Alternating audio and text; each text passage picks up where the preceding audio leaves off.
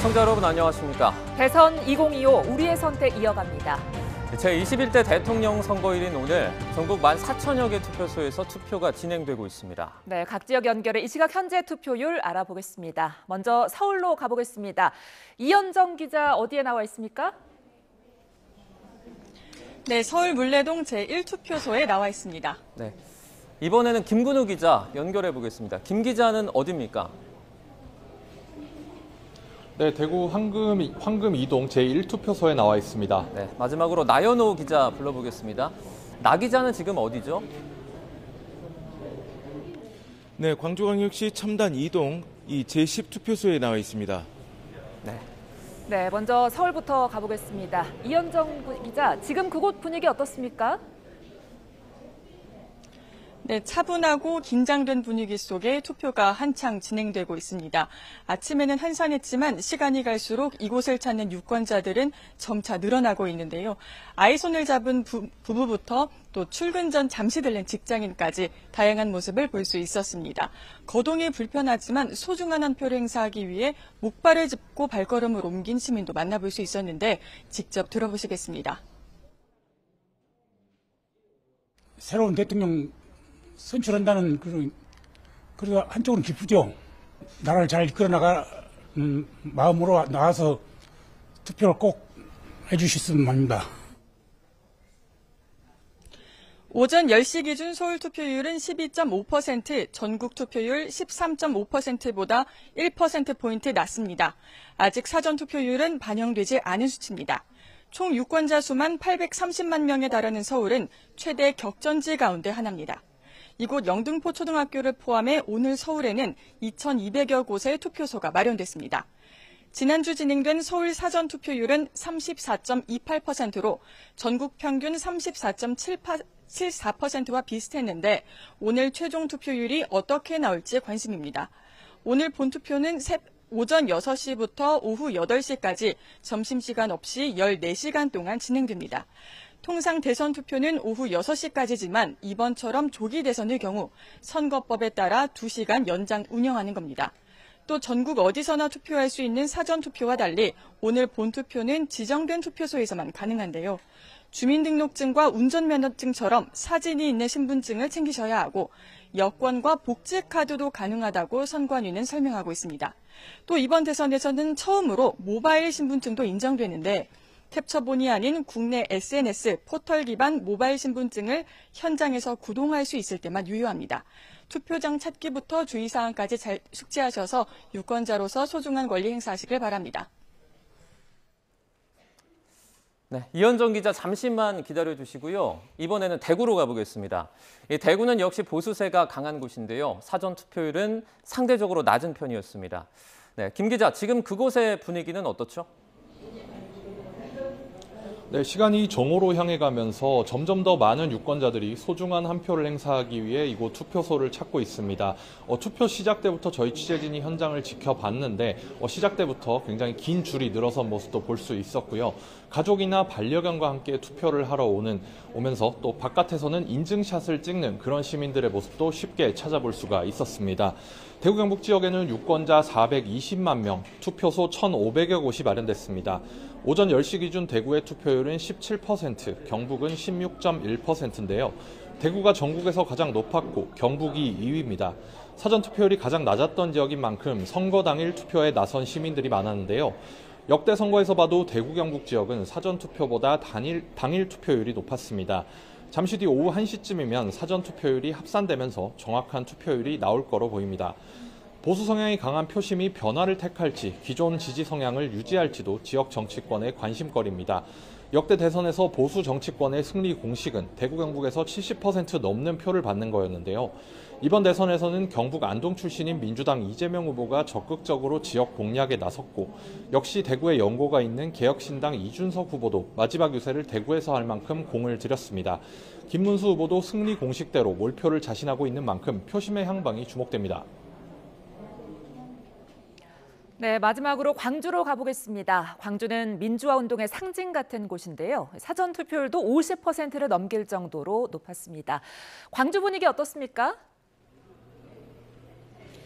네, 이곳 투표소 한산한 분위기 속에서 순조롭게 투표가 진행되고 있습니다. 지금 이 시간에는 이 소중한 한 표를 행사하기 위한 발걸음들이 계속해서 이어지고 있는 모습을 확인할 수 있습니다. 다 함께 온 가족이 투표소에 오는 모습도 볼 수 있었고요. 임시 공휴일이지만 일찌감치 투표한 뒤 출근하려는 분들도 여럿 있었습니다. 투표소는 이곳 광주 5개 구 357곳, 전남 22개 시군에 806곳이 설치가 됐습니다. 선거인 수는 광주가 119만 4천 명, 전남이 155만 8천 명에 달하는데요. 투표 관리 인력만 광주 전남을 합쳐서 1만 명이 넘습니다. 역대 선거에서 호남은 사전 투표율이 최상위권을 차지할 만큼 높았는데요. 지난주 이틀간 치러진 대선 사전 투표에서 전남이 사전 투표율 56.5%로 전국 1위였습니다. 전북이 53%로 2위, 52.1%를 기록한 광주가 3위였습니다. 호남 지역 모두 전국 사전 투표율 34.7%에 비해서 월등히 높게 나타났습니다. 이렇게 높은 사전 투표율이 최종 투표율로도 이어질지 관심인데요. 광주 지역 역대 최고 투표율은 1987년 13대 대선 당시 92.4%입니다. 광주광역시와 5개 구청은 이번 선거에서 투표율 92.5%를 넘겨보자며 투표 참여를 호소하는 캠페인을 벌이기도 했습니다. 네, 민주주의가 싹틀 수 있는 가장 중요한 토양, 역시 유권자들의 투표입니다. 네, 아직 투표하지 않은 분들은 꼭 투표소를 찾아 소중한 권리 행사하시길 바랍니다. 이현정, 김근우, 나연우 기자 모두 수고했습니다.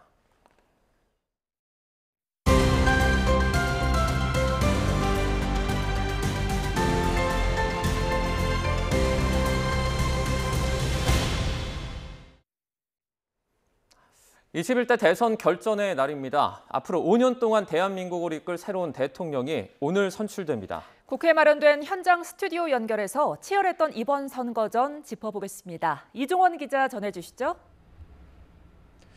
네, 국회에 마련된 YTN 특설 스튜디오입니다. 민주화 이후 역대 대통령들은 모두 이곳 국회에서 취임식을 열었는데요. 오늘 결정되는 21대 대통령도 내일 여기서 취임 선서를 할 것으로 예상됩니다. 정치부 손효정 기자와 함께 이번 대선 상황 정리해 보겠습니다.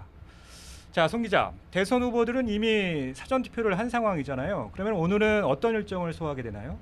네, 자정까지 선거운동 마무리한 후보들 오늘은 공식 일정 잡지 않고 일단 자택에 머무르고 있습니다. 민주당 이재명 후보와 국민의힘 김문수 후보, 당선인 윤곽이 드러나면 그때 각 당의 상황실로 이동할 것으로 보이는데요. 후보들은 투표 독려 메시지도 잇따라 내놨습니다. 이재명 후보는 오직 투표만이 무도한 내란을 멈추고 새로운 희망의 시대를 열 수 있다고 촉구했고, 김문수 후보는 괴물 총통 독재를 막고 자유민주주의와 법치주의, 시장경제와 한미동맹을 지킬 마지막 기회라고 호소했습니다. 밖에 개혁신당 이준석 후보도 오늘 아침 부산에서 투표를 독려했고, 권영국 후보는 태안화력발전소, 하청 노동자 빈소를 조문할 예정입니다. 네, 공식 선거운동은 어젯밤 12시를 기해 모두 끝났습니다. 마지막 유세에 모든 걸 쏟아냈을 것 같은데 어떤 메시지를 냈는지부터 들어볼까요? 네, 후보들 선거운동 마지막 순간까지 한 표를 호소했는데요. 차례로 들어보겠습니다. 응원봉을 들어서 탄핵을 외치던 그 간절한 마음으로 내란을 완전하게 종식시킬 준비 되셨습니까? 자기가 대통령이 되면은 모든 범죄를 다 없는 것으로 만들고 재판을 중단시키겠다는 이런 괴물 방탄 독재, 여러분 용서할 수 있습니까? 계엄이라는 트라우마를 안겨준 사람들 당연히 책임져야 됩니다. 내란 세력과 환란 세력 둘 다 청산해야 되지 않겠습니까? 사별과 혐오를 내란 종식과 함께 우리가 청산해야 되지 않겠습니까? 네, 보신 것처럼 후보들 마지막 유세 장소도 제각각이었습니다. 먼저 이재명 후보는 국회가 있는 서울 여의도였고요. 아무래도 빛의 혁명, 상징적인 장소를 선택한 것으로 보입니다. 김문수 후보는 제주로 시작해서 국토를 종단하며 올라온 뒤 서울광장에서 마무리했습니다. 이 하루 일정치고는 꽤 동선이 길었는데 추격자인 만큼 간절함을 호소한 것으로 보입니다. 이준석 후보는 대구에서 피날레 유세를 했는데 아무래도 보수의 대안은 나다 이런 걸 강조하고 싶었던 것으로 보입니다. 그러면 22일 동안 이어졌던 이 공식 선거운동 기간 후보마다 가장 많이 찾았던 곳은 어디였을까요? 네, 모든 후보 선거 운동이 시작된 3주 동안 표밭을 찾아 바쁘게 움직였는데요. 역시 유권자가 가장 많은 수도권을 가장 많이 찾았습니다. 하지만 동선을 자세히 보면요. 각 후보가 어느 지역을 승부처로 생각하는지가 드러나는데 먼저 이재명 후보 11번 방문한 수도권 다음으로 발길을 돌린 건 영남권이었습니다. 이재명 후보는 선거운동 시작 이후 호남보다도 영남을 먼저 찾았는데요. 외연 확장에 초점을 맞추는 전략으로 풀이됩니다. 그 다음으로 국민의힘 김문수 후보 수도권에 이어 영남을 9차례 방문했습니다. 계엄과 탄핵 국면에서 국민의힘 후보 단일화 파동까지 실망한 지지층을 결집하는 게 더 중요하다고 본 겁니다. 그 다음으로 이준석 후보는 청년층이 많은 서울 도심과 대학가 위주로 일정을 소화했습니다. 다음으로 호남을 비중 있게 방문했는데요. 민주당의 연성 지지자들에게 대안 후보로서의 강점을 부각하기 위해서라고 설명했습니다. 그리고 민주노동당 권영국 후보의 경우 지역을 가리지 않고 해고 노동자, 농성장과 같이 노동 현장을 주로 찾았습니다. 네, 선거 구도나 이 후보별 전략이 투영된 것으로 들리는데요. 그러면 이번 대선 제가 후보마다 키워드를 좀 꼽아봤는데요. 먼저 이재명 후보, 아무래도 내란 심판이란 단어가 가장 먼저 떠오르는데 송 기자 생각은 어떻습니까? 네, 저도 동의합니다. 이제 어제 마지막 유세 때처럼 이 후보 선거운동 동안 내란을 가장 많이 언급했습니다. 지난해 12월 비상계엄 사태 여파로 치러지는 대선인 만큼 핵심 메시지는 윤석열 정부와 내란 심판론입니다. 김문수 후보가 윤석열 전 대통령과의 단절하지 않고 단절하지 않고 있다며 그 연결고리를 적극적으로 부각하는 전략을 사용하고 있습니다.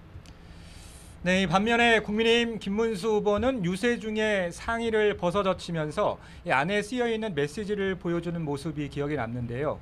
대부분 방탄이라는 말이 쓰여 있었어요. 네, 맞습니다. 김문수 후보의 유세 현장 가보면요. 이 후보의 방탄조끼, 방탄유리를 저격하면서 자기는 두려울 게 없다, 당당하다면서 상의를 벗는 모습이 꼭 나옵니다. 이 후보에게 부패와 비리 프레임을 씌우는 건데요. 김 후보는 입법과 사법, 행정까지 다 장악당하기 전에 독주를 막아달라면서 반 이재명 정서를 자극했습니다. 자, 그러면 개혁신당 이준석 후보는 선거운동 기간에 어떤 부분을 강점으로 내세웠을까요? 네, 가장 큰 강점 아무래도 나이로 꼽고 있는데요. 유일한 40대 대선 후보죠. 자신으로의 세대 교체를 내세우고 있는 이 후보, 미래를 위해 자신에게 표를 투자하라고 제안했습니다. 네, 이번 사전투표는 지난주 목요일과 금요일 이틀 동안 진행됐습니다. 이전과는 다르게 이틀 모두 주중에 치러졌는데요. 그럼에도 투표율은 역대 두 번째로 높은 34.74%를 기록했습니다. 오늘 본투표를 거쳐서 최종 투표율이 얼마나 될지 후보마다 촉각을 곤두세우고 있을 것 같은데 각 캠프에서는 어떻게 예상하고 있습니까? 네, 민주화 이후 대선에서 최종 투표율이 80%를 넘긴 적이 없습니다.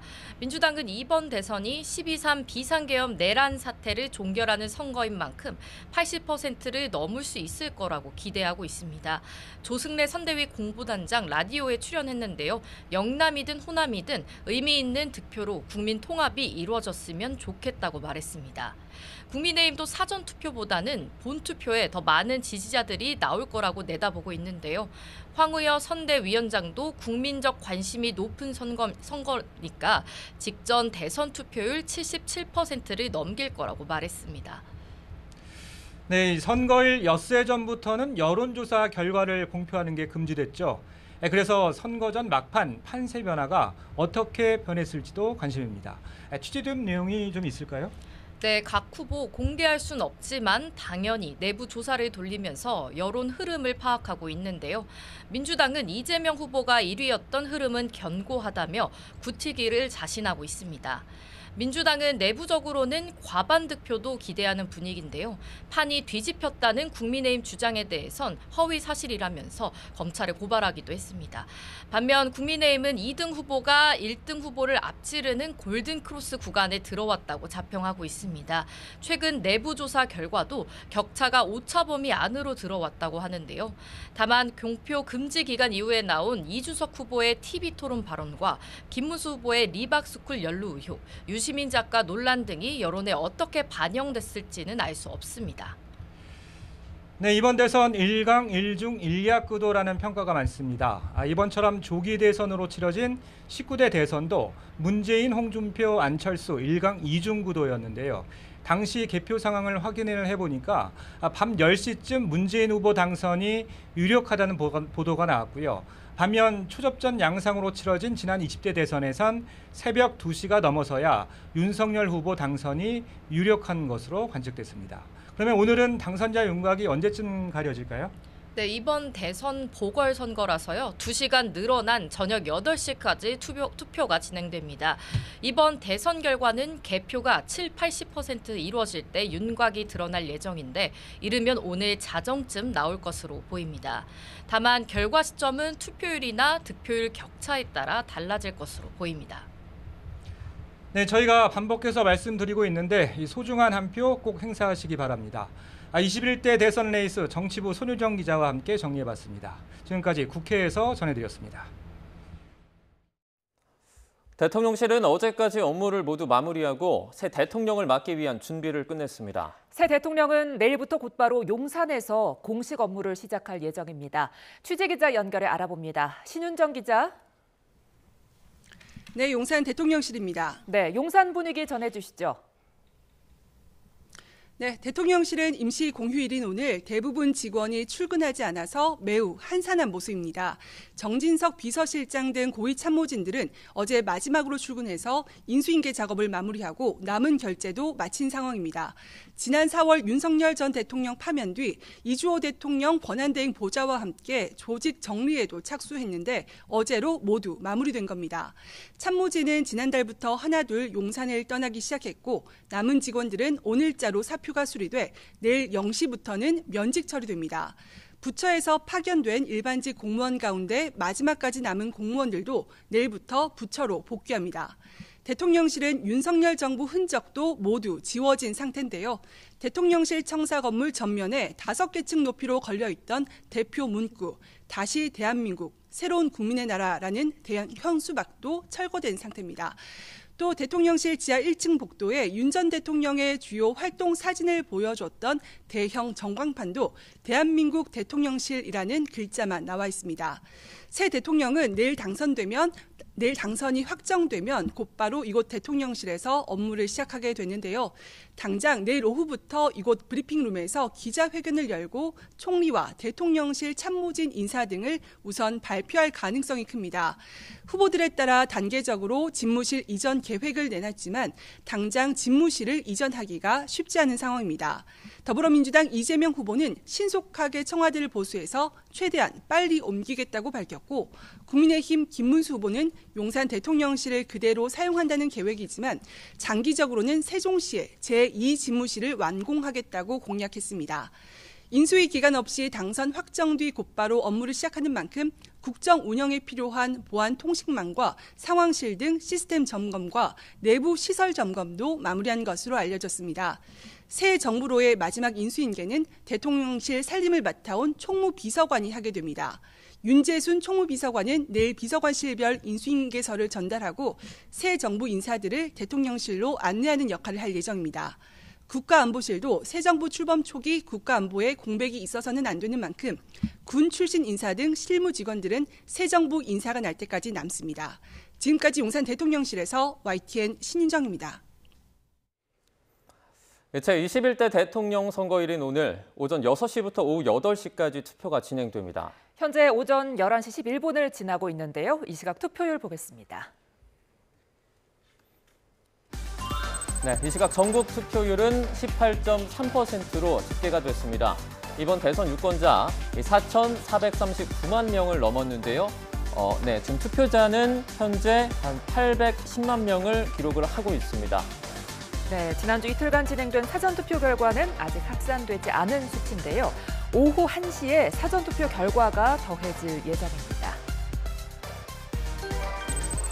네, 이 시각 시도별 투표율도 저희가 알아보도록 하겠습니다. 막대 그래프로 준비를 했는데요. 현재 대구 지역 23.1%로 가장 높게 나타났고요. 그다음에 가장 낮은 지역은 전남으로 12.5%를 기록하고 있습니다. 이 사전투표율을 비교를 했을 때 아무래도 전남 지역은 사전투표율이 조금 상대적으로 높았고 대구 지역은 상대적으로 조금 낮았던 지역으로 보여집니다.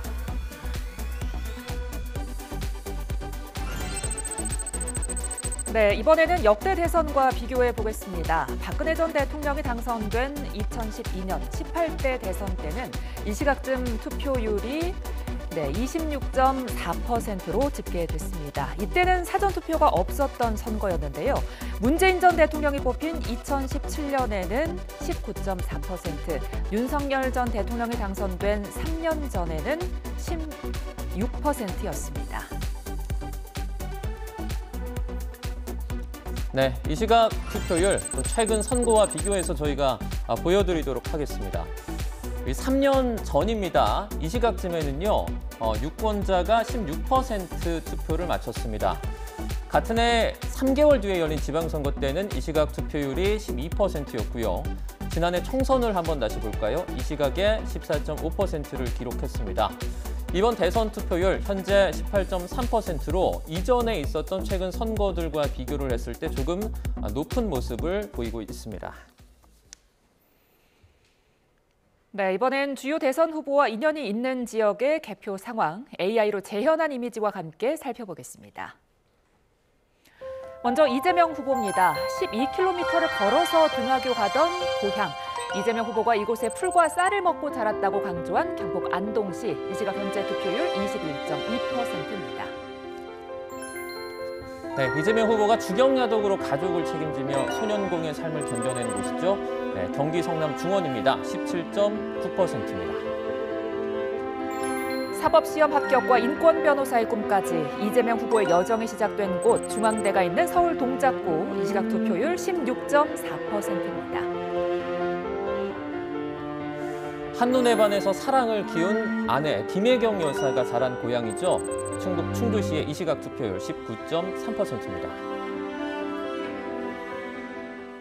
네, 이번엔 국민의힘 김문수 후보의 인연 지역입니다. 4남 3녀 중 6째로 태어난 김문수 후보의 유년기가 담긴 고향 경북 영천시. 이 시각 투표율 22.9%입니다.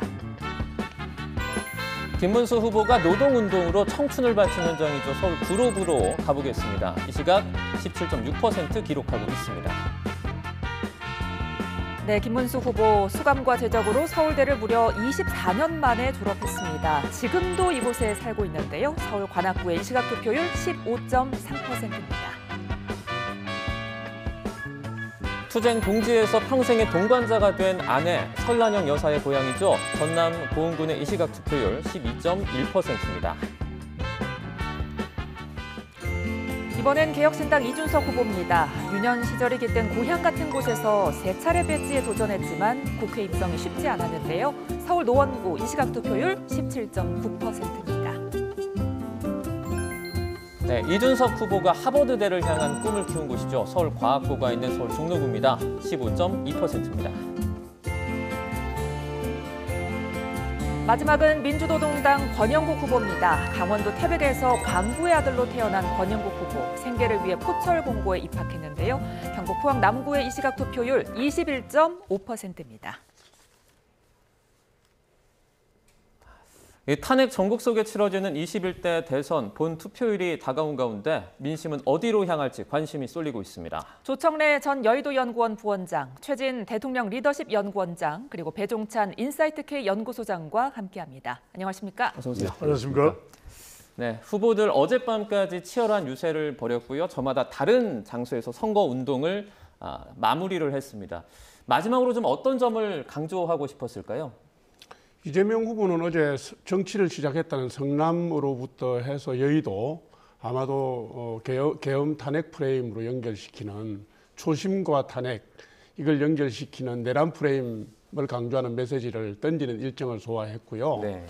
김문수 후보는 제주도로 해서 경부선을 타고 쭉 올라오는 650km가 넘는 강행군을 했거든요.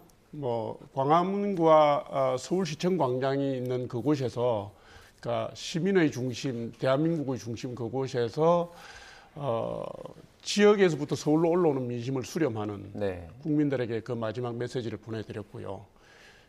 그다음에 이준석 후보는 시흥에서 학생들하고 점심을 먹고 대구로 내려가서 차세대 보수의 정통 개성자라는 이미지를 만들기 위해서 대구 수성못 유세로 끝을 낸 걸로 그렇게 제가 알고 있습니다. 네. 김문수 후보가 처음에는 조금 조촐하게 시작을 했던 것 같은데 마지막 유세를 보니까 지지자들이 굉장히 많이 모였더라고요. 배 소장님 어떻게 보셨어요? 그렇죠. 이제 일단 기세 싸움 아니겠습니까? 네. 그러다 보니까 이제 김문수 후보는 서울시청 광장에서 성격이 이재명 후보가 내란에 이제 방점을 찍었다면은 김문수 후보는 한국 지키기, 법치 지키기, 뭐 헌법 수호 의지를, 또 이낙연 전 총리도 등장을 했죠. 예. 그런 부분을 강조했다고 봐야 될 것 같고요. 특히 이제 여성 또 블루칼라 주부층 공략에 의미가 담겨 있는 것이고, 이준석 후보는 TK를 향한 것은 시대 전환이죠. 그러니까 이제 이번 대선은 이재명 대 김문수의 대결이 아니라 이재명 대 이준석의 대결이다. 이 점을 TK에서 부각시켰다고 봐야 되겠죠. 네. 마지막 유세에서 이재명 후보는 투표를 독려하면서 새나구를 이렇게 외쳤는데 정확히 새나구가 어떤 의미입니까, 원장님? 그러니까 일단 뭐 새표가 나라를 구한다의 약자인데요. 네. 지금 이재명 대세론이 계속 가고 있지만 네. 마지막 순간까지 방심하지 말자. 그래서 한 표라도 더 찍어서 세 표라도 더 보태서 확실하게 이기자라고는 그런 의미에서 새나구라는 표현을 썼는데 네. 저는 이제 조금 전에 이재명, 김문수 구도가 아니라 알고 보면 어떻게 보면 이재명, 이준석 구도 같다라고 보는데, 저는 솔직히 아무리 봐도 저는 이재명 대 어떤 윤석열 구도 같은 느낌이 들어서, 사실 그래서 오늘 지금 9시 40분 아침 오전에 보면 윤석열 전 대통령 부부가 이제 투표장에 투표를 하더라고요. 근데 사실 어떻게 보면 지금 이 조기 대선을 원인 제공한 사람이 바로 윤석열 전 대통령이기 때문에, 저희 같은 사실 새벽에 몰래 사람이 없는 데서 할 것 같은데 또 사람이 다 보이는 데 가서 또 부부가 검찰에 많은 지금 수사를 받고 있는데도 부부가 또 나란히 가서 투표를 하는 걸 보고, 좀 국민의힘이나 김문수 후보에게 정말 도움이 안 되는 행동, 그리고 국민들로부터 자꾸 내란 혹은 뭐 계엄 심판을 자꾸 각인시키는 그런 행동을 하는구나라는 생각을 하면서, 이번 선거를 처음부터 끝까지 이재명 대 윤석열의 어떤 대결 구도로 가는 것 같다라는 생각을 합니다. 네, 이재명 후보가 새나구라고 외쳤고, 여기에 맞서서 김문수 후보 파파미를 강조하고 있었어요? 네, 파도 미담밖에 없다고 해서 예. 파파미라는 별명을 붙였는데요. 우리나라 아마 선거사에서 이런 경우도 없을 겁니다. 후보 리스크가 전혀 없었고요. 그다음에 민주당이 김문수 후보의 개인사나 과거 행적이나 가족 리스크와 관련돼서 공격할 거리가 없었던, 그러니까 어떤 의미에서 보면 후보를 대상으로 한 네거티브 선거가 불가능했던 후보였습니다. 그래서 국민들께서 붙인 명칭이고요. 그리고 그 미담들이 계속 나왔습니다. 생활에서 생활하는 봉천동 아파트와 관련된 미담, 경기지사 시절에 했던 사회적 약자에 대한 미담, 그다음에 기존의 약속을 지키기 위해서 대선 운동 기간에도 그 행보를 수정해가면서 한센 마을에 간다든가 이런 부분들이 계속 미담으로 전해져서 국민들 마음을 좀 훈훈하게 했죠. 네. 이제 새나구에 파파미까지 이렇게 어떻게 보면 신조어 같은 말들 설명까지 해주셨는데, 자, 대선 후보들은 대부분 지난주에 사전 투표를 마치지 않았습니까? 그럼 오늘 대선 후보들의 일정은 좀 어떻게 됩니까, 소장님? 그러니까 오늘 같은 날은 이제 담담해지는 거죠. 공식적으로는 선거운동을 못 해요. 네. 어제 이제 오늘 넘어오는 자정이 이제 다 끝났으니까. 네. 그러니까 이제 김문수 후보, 이재명 후보와 김문수 후보는 집에 대기하면서 개표 방송을 이제 시청하는 셈이 되겠죠. 그래서 이제 오늘 저녁 8시 이후 YTN을 시청하면서 이제 개표 방송 보면서 좀 어느 정도 유력시 된다, 당선이. 그러면 이제 당사로 이제 가게 되는 예. 그런 상황이 될 것이고, 이준석 후보는 부산에서 투표 독려를 한다 그래요. 이거는 이제 공식 선거운동은 아니고 투표를 열심히 하라라고 이제 오늘 본 투표를 독려하는 것이기 때문에 그런 다음에 이제 서울로 이동을 하겠죠. 권영국 후보는 오후에 당사에서 개표 행사에 참여한다는 것인데 권영국 후보는 다른 후보들보다는 민주노동당과 일치화되어 있기 때문에 대체로 당과 함께 움직이는 모습을 보이고 있는 것으로 알 수 있겠습니다. 네, 김문수 후보는 일정이 어떻게 됩니까? 김문수 후보도 마찬가지입니다. 네. 자택에 있으면서 네. 대기하고 있다가 이제 어떻게 될지 이제 조마조마하겠죠. 네. 그래서 YTN 시청하다가 이제 개표 방송을 보면서 당사로 이동하든지 할 것으로 보입니다. 네. 이번 대선이 원래 사실 2027년에 치러졌어야 맞는 건데 2년 가까이 지금 당겨지게 됐습니다. 계엄 사태부터 대선까지 이제 6개월간 있었던 일을 좀 한번 쭉 돌아보면 좋을 텐데 어떻게 보셨습니까? 먼저 최진 원장님부터 좀 들어볼까요? 저는 뭐 일단 뭐 두말 할 것 없이 한 12월 3일 날 장면인데 저는 네. 그날 잊을 수 없는 게 제가 사실은 책 출판 기념회를 광화문에서 하고 막 돌아와서 집에 있던 네. 날인데 TV를 트니까 이제 그 계엄 장면이 나오는데 저는 정말 어느 한 영화 장면인 줄 알았죠. 그리고 군인들이 지금 백지대로에 무장을 하고 말이죠. 국회 뭐 포위를 하고 또 성관에 들어가서 막 이렇게 무리를 지어서 가는 모습을 보면서 처음에는 이게 설마 했는데 그게 결국은 사실이었고 그래서 3시간 동안 생생하게 TV를 통해서 이른바 쿠데타를 생중계로 보았는데 그게 그때로는 와 놀랍다라고 했는데 이제 시간이 갈수록 계속 그게 각인이 되고 그래서 잊혀지지 않습니다. 그래서 아마 저뿐만 아니라 국민들 마찬가지일 겁니다. 일종의 12.3부터 내란 쿠데타 트라우마라고 할 수 있는 이 가장 중요한 임팩트 있는 그 사건의 장면이 저는 그동안에 쭉 지금 6개월 동안은 그렇고 오늘 표심에도 결정적으로 저는 작용을 할 거라고 저는 봅니다. 네. 예. 원장님께서 뭐 계엄날이 출판 기념회였다고 하시니까 더 기억에 남으실 것 같은데 전 부원장님은 어떠세요? 최근 6개월 동안 가장 기억에 남는 건 좀 어떤 거라고 보십니까? 뭐 지금 말씀하신 헌법재판소에서 대통령 파면한 그 시점하고 네네. 그 다음에 잊을 수 없는 게 이재명 후보의 대법원에서 파기환송 결정한 거 깜짝 놀랐습니다. 네. 땡겨져서 놀랬고 시기도 그렇고 내용도 그렇고 그 다음에 제 내리를 깊이 각인된 것은 한덕수 후보와의 단일화 논쟁이 있고 새벽에 왜 전당원 투표를 국민의힘이 지도부가 결정했잖아요. 네. 그걸 전당원 투표 여론조사 결과가 뒤집혀가지고 권영세 비대위원장이 물러나고 당원들이 어쨌든 8대1의 경쟁을 뚫고 올라온 후보를 정식 후보로 인정하는 전 당원들의 그 놀라운 선택에 경의를 표하기도 했고요. 깜짝 놀랐습니다. 이렇게도 되는구나 며칠 사이에. 그게 제가 가장 인상적이었던 일이었습니다. 네, 참 다이나믹했던 6개월인데 배 소장님은 어떤 게 가장 기억에 남으셨어요? 일단은 이번 대선의 원인이 됐던 그 날짜를 아무도 잊지 못할 거예요. 12월 3일 날 네. 비상기업. 다들 깜짝 놀랐어요. 네. 이게 진짜야? 실화야? 이런 분들은 많았어. 근데 그 뒤에 이 진영이 나눠지는 모습. 그래서 이제 탄핵 심판 4월 4일 헌법재판소에서 파면 결정이 된 부분. 그래서 이제 조기 대선 들어간 거 아니겠습니까? 그리고 또 5월 11일이었습니다.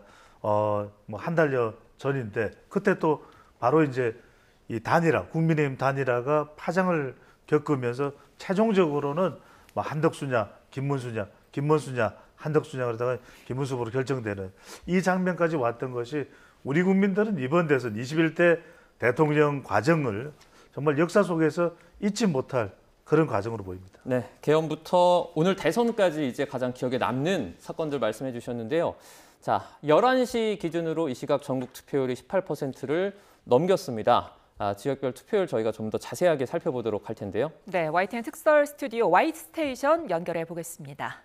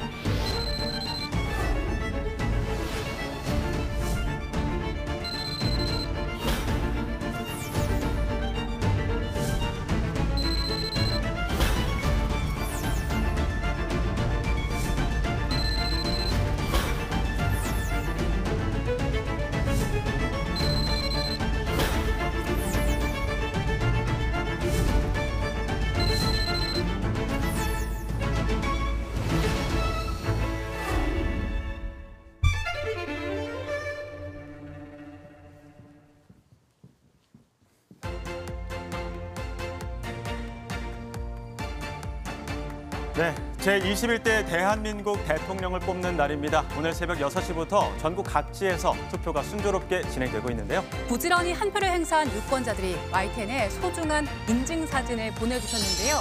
여기에는 지난주 진행된 사전투표 사진도 일부 포함되어 있습니다. 네, 손등에 빨간 도장부터 반려견과 함께 찍은 유권자도 계시고요. 또 가족들이 함께 인증샷을 찍어서 보내주신 분들도 계십니다. 네, 그리고 요즘 투표 인증이 참 다양해졌습니다. 귀여운 투표 용지에 빨간 도장을 찍은 분들도 계셨고요. 또 테니스 공이나 돌고래 인형을 가져와서 이 위에 빨간 도장을 남긴 분도 계셨습니다. 자, 선거는 민주주의의 꽃이죠. 주권자의 권리 꼭 행사하시고요. 무료 문자 샵 0240으로 YTN에 인증 메시지 보내서 작은 추억도 함께 쌓으시길 바랍니다. 네, 그럼 지금까지 얼마나 많은 분이 투표에 참여했는지 보겠습니다. 현재 시각 오전 11시 27분을 지나고 있습니다. 이 시각 전국 투표율 18.3%입니다. 네, 전국 시도별로도 투표율을 알아보겠습니다. 서울부터 제주까지 17개 시도의 투표율인데요. 자, 이 시각 현재 투표 열기가 가장 뜨거운 지역은 바로 대구입니다. 대구의 이 시각 투표율 23.1% 기록하고 있고요. 반대로 투표율이 가장 저조한 지역은 전남입니다. 전남은 12.5%의 투표율 보이고 있습니다. 이 투표율은 지난주 이틀 동안 진행된 사전투표 수치는 빠진 데이터입니다. 네, 이번엔 최근 선거와 비교해 보겠습니다. 3년 전 대선과 같은 해 치러진 지방선거, 그리고 지난해 총선과 오늘 대선까지 지난 4년 동안 4차례 선거의 투표율을 비교한 선 그래프입니다. 보시는 것처럼 11시 28분을 지나고 있는 전국 투표율은 18.3%인데요. 지난 2022년 진행됐었던 대선 때는 이 시각 투표율이 16%니까요. 현재 시각 기준으로 봤을 때 이번 대선이 지난 대선보다 투표 참여 열기가 뜨겁다는 걸 알 수 있습니다. 네, 그리고 같은 해 지방선거에서는 이 시각 투표율이 12%, 그리고 지난해 총선에서는 14.5%였는데요. 상대적으로 대통령 선거에 유권자들의 관심이 높은 게 이렇게 수치로도 증명되는 것 같습니다. 네, 이번엔 역대 대선으로만 살펴보겠습니다. 11시 28분 기준이고요. 지난 2012년 18대 대선부터 3년 전 20대 대선까지 투표를 같이 보겠습니다. 먼저 2012년 대선 때와 비교해 보죠. 박근혜 당시 새누리당 후보와 문재인 당시 민주통합당 후보가 격돌했던 대선입니다.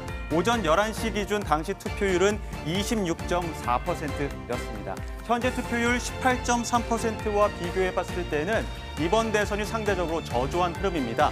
하지만 당시에는 사전투표가 없었고 이 시각 투표에서는 아직 사전투표가 합산되지 않았다는 점도 함께 보셔야 할 것 같습니다. 네, 그리고 직접 선거가 시작된 이후 두 번째로 투표율이 높았던 게 바로 19대 대선인데요. 국정농단 사태로 대통령이 파면되고 조기 대선으로 치러진 당시 선거에서는 이 시각 투표율이 19.4% 기록했었습니다. 그리고 윤석열, 이재명 후보가 나선 지난 대선 때는 11시 기준 투표율이 16%였는데요. 당시엔 코로나19 상황이어서 투표 시간이 오후 7시 반까지였죠. 이번 대선은 거리선거기 때문에 지난 2017년 선거 때와 마찬가지로 저녁 8시까지 투표가 진행됩니다. 이 부분도 감안해서 비교하시는 게 좋겠습니다.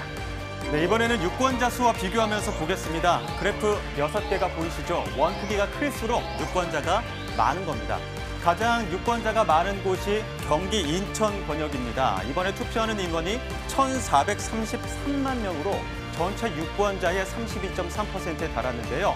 이 시각까지 18.8% 투표를 마쳤습니다. 그 다음이 대구, 경북과 부산, 울산, 경남을 모두 합친 영남 지역입니다. 자, 이 지역은 대선 주요 후보들이 보수를 강조한 만큼 이곳 표심이 더욱 주목되는데요. 이 시각 투표율 20.1%입니다. 이번엔 대한민국의 수도 서울인데요. 전체 유권자 829만 3천여 명 가운데 17.1%가 투표장을 다녀갔습니다. 네, 그리고 선거 판세를 좌우하는 캐스팅 보터 지역인 충청 지역도 인구가 꽤 됩니다. 대전과 세종 그리고 충청 남북도가 합쳐진 숫자인데요. 이 시각 충청의 투표율 19.4% 기록하고 있습니다. 그리고 언제나 투표 열기가 뜨거운 곳이죠. 호남의 투표율은 현재 12.9% 기록하고 있고요. 사전 투표율이 높았기 때문에 본 투표율은 상대적으로 낮은 것으로 보입니다. 그리고 강원과 제주 지역은 유권자 189만 2천여 명 가운데 현재 18.5%가 투표를 마쳤습니다. 자, 대선 2025 우리의 선택. 이번에는 실시간 투표 상황 이렇게 한눈에 보여드리겠습니다. 현재 시각 11시 30분을 지나고 있습니다. 전국 투표율 18.3%입니다. 자, 옆으로는 전국 지도 보이시죠? 색깔이 진한 쪽이 투표율이 높은 지역입니다. 그리고 색이 옅은 쪽은 상대적으로 투표율이 낮은 곳인데요. 저희가 이렇게 5단계로 구분을 해봤습니다. 주로 호남 지역 투표율이 지금 저조한 것으로 보이는데 사전투표 열기가 뜨거웠던 곳인 만큼 오후에 사전투표까지 합산한 결과는 또 다를 것으로 보입니다. 본투표만 봤을 때 전국 250개 시군구 가운데 이 시각 가장 투표 열기가 뜨거운 지역은 경북 청송입니다. 27.9% 기록하고 있고요. 반면에 투표율이 낮은 지역은 전남 장성이죠. 9.1%를 기록하고 있습니다. 이 지역 사시는 유권자분들은 서둘러서 투표장으로 향하셔야 할 것 같습니다. 네, 그리고 17개 시도별 투표율도 막대 그래프로 함께 정리를 해보겠습니다. 자, 전반적으로 10% 중후반대 그리고 20% 초반대를 기록하고 있는데요. 이 시각 가장 투표율이 높은 지역, 앞서 짚어본 것처럼 대구였는데요. 대구의 투표율 23.1%고요. 반대로 투표율이 가장 저조한 지역은 전남 12.5%입니다. 자, 그리고 앞선 세 차례 대선과도 함께 비교를 해보겠습니다. 자, 앞선 세 차례 대선과 비교를 해봤는데 18, 19대 대선 때보다는 투표율이 조금 낮고요. 20대 대선보다는 조금 높은 상황입니다. 국정농단 사태 이후 치러진 19대 대선 때는 최종 투표율이 77.2%를 기록했었고 3년 전에도 양 진영의 결집 속에 최종 투표율이 77.1%로 높은 투표율을 기록했죠. 오늘 투표는 저녁 8시까지니까요. 최종 투표율도 함께 지켜보시면 좋을 것 같습니다. 자, 지금까지는 투표율 살펴봤고요. 이번에는 치열하게 진행된 이번 대선을 색다른 시선에서 분석해 보겠습니다. 모든 선거는 말의 향연이죠. 후보들도 많은 말을 쏟아냈지만 유권자분들도 후보들을 보면서 특정 단어를 떠올렸을 텐데요. 네, YTN 선거단이 지난 한 달 동안 빅데이터 업체 스피치로그와 함께 주요 SNS와 온라인 커뮤니티 사이트를 분석했습니다. 그리고 거대 양당 후보에 대한 키워드를 긍정과 부정어로 나눠보겠습니다. 자, 먼저 민주당 이재명 후보와 관련해선 어떤 키워드가 있었죠? 자, 보시죠. 이재명 후보를 떠올렸을 때 긍정적으로 작용한 키워드는 바로 내란과 개헌입니다. 이재명 후보가 전 정권과의 차별화에 힘을 쏟고 있는데 이 부분이 먹히고 있는 것으로 보입니다. 그리고 보수, 산업, 또 성장처럼 보수 성향 유권자들이 좋아할 단어도 긍정적으로 뽑혔고요. 에너지나 여성처럼 이 후보가 내놓은 공약 관련 단어들도 긍정어 상위권에 올랐습니다. 자, 부정어도 한번 볼까요? 네, 이재명 후보의 부정어 보시는 것처럼 독재가 압도적으로 많았습니다. 독재 1,100번 넘게 꼽혔는데요. 그리고 중국과 셰셰, 대만까지 이런 키워드도 눈에 띄었는데요. 이재명 후보에 대한 친중 프레임이 크게 작동한 걸 확인할 수 있고요. 그리고 120원 커피와 호텔 경제학의 호텔, 그리고 아들 문제와 같은 이재명 후보의 부정적 발언도 크게 자리 잡았습니다. 자, 그렇다면 국민의힘 김문수 후보의 긍정어는 어떤 게 있었을까요? 자, 김문수 후보의 긍정어, 독재, 방탄, 그리고 거짓말 같은 단어가 눈에 들어오는데요. 이 단어들 김문수 후보가 주로 이재명 후보를 공격할 때 사용하는 단어들이죠. 유권자들은 이런 단어를 김문수 후보의 긍정어로 많이 사용했습니다. 자, 그렇다면 김문수 후보의 부정 키워드 어떤 게 있었죠? 네, 부정 키워드도 흥미롭습니다. 상위 단어 3개가 윤석열, 내란, 계엄입니다. 이 윤석열 전 대통령과 김문수 후보를 연관지어 생각하는 경향이 크다는 반등이고요. 단일화나 한덕수도 부정으로 많이 언급됐는데 당내 불협화음이 악영향을 미친 것으로 보입니다. 자, 이번에는 말의 전쟁 또 다른 시선에서 분석해 보겠습니다. 대통령을 뽑는 선거에서 모든 관심은 후보들에게 집중되죠. 그 집중도를 수치화했습니다. 네, YTN 선거단은 빅데이터 업체 스피치로그와 함께 지난 5월 한 달 동안 각 후보에 대한 기사량과 유튜브 게시 건수, 또 주요 커뮤니티 언급량 등 숫자를 종합해봤습니다. 수치가 높을수록 날짜별로 다양한 채널에서 해당 후보가 언급됐다는 뜻일 텐데요. 네, 먼저 민주당 이재명 후보 보겠습니다. 지난달 11일부터 언급량이 급증해서 13일에는 5만 건에 육박했고요. 주말에는 급감했지만 다시 오름세를 타는 모습이었습니다. 자, 다음은 국민의힘 후보도 한번 볼까요? 김 후보도 11일부터 상승을 했습니다. 이렇게 해서 정점을 찍었다가 다시 주말 무렵 언급량이 하락했죠. 자, 이번에는 두 후보에 대한 언급량을 함께 비교해 볼까요? 자, 보시는 것처럼 두 후보 추이 자체는 비슷한 모습이죠. 다만 전반적으로 빨간색보다는 파란색이 더 높죠. 이재명 후보에 대한 언급량이 김문수 후보를 크게 웃도는 것을 확인할 수 있습니다. 네, 선거 기간 주요 이슈들과 함께 보면 더욱 흥미로운데요. 두 후보 모두 언급량이 크게 올랐던 시점, 바로 공식 선거운동이 시작된 12일입니다. 1차 TV토론 이후에 언급량이 급등했지만 2차 TV토론 이후에는 두 후보 모두 떨어지는 모습을 보였습니다. 후보들에 대한 언급량 그리고 여론조사와의 역학관계도 눈에 띕니다. 두 후보의 언급량이 엇비슷했던 지난달 11일과 12일 YTN 여론조사에서는 이재명 후보가 13%포인트 앞서는 것으로 나타났는데요. 두 후보의 언급량 차이가 2배가량 났던 18일과 19일 여론조사에서는 격차가 더 벌어지는 데다가 이재명 후보가 50%를 찍는 결과가 나왔습니다. 네, 이제 관심은 막판 여론의 변화일 겁니다. 지난달 28일 이후로는 여론조사 결과를 공표할 수가 없었죠. 그렇기 때문에 변화를 수치로 확인할 수는 없지만 두 후보에 대한 언급량, 즉 여론의 관심도를 비교해 볼 수는 있을 텐데요. 28, 29, 30일에 거치면서 이재명 후보는 언급량이 보시는 것처럼 높게 치솟았습니다. 대선 기간 최고치를 기록한 걸로 집계됐고요. 반면 김문수 후보의 경우 이재명 후보보단 크게 낮죠. 3차 TV토론에서 개혁신당 이준석 후보가 언급한 이재명 후보 아들 관련 발언이 논란이 되면서 오히려 이 후보를 향한 관심이 이렇게 폭발한 걸로 해석됩니다. 정치인들은 무관심 무풀보단 악플이 낫다고 하는데 과연 이런 관심도는 선거 결과에 어떤 영향을 미칠까요? YTN 개표 방송에서 함께 확인하시기 바랍니다. 지금까지 Y스테이션이었습니다. 네, 이 시각 선거 상황과 다양한 분석까지 살펴봤습니다. 네, 탄핵 전국으로 치러지는 대선이죠. 네, 공식 선거운동 기간 22일 동안 후보들의 동선을 살펴보면 핵심 선거 전략을 알 수 있는데요. 관련 리포트 보고 이야기 이어가 보겠습니다. 민주당 이재명 후보는 공식 선거운동 기간 서울과 경기, 인천 등 수도권을 11차례 찾았습니다. 바로 다음은 영남이었는데 특히 PK, 즉 부산과 경남을 4차례 방문하며 공을 들였습니다. 민심의 풍향계로 불리는 충청권도 4차례 문을 두드렸습니다. 민주주의를 위해서 투쟁했던 민주투사 김영삼의 정치적 고향 맞죠? 이번에도 확실하게 심판해 주시기를 부탁드립니다.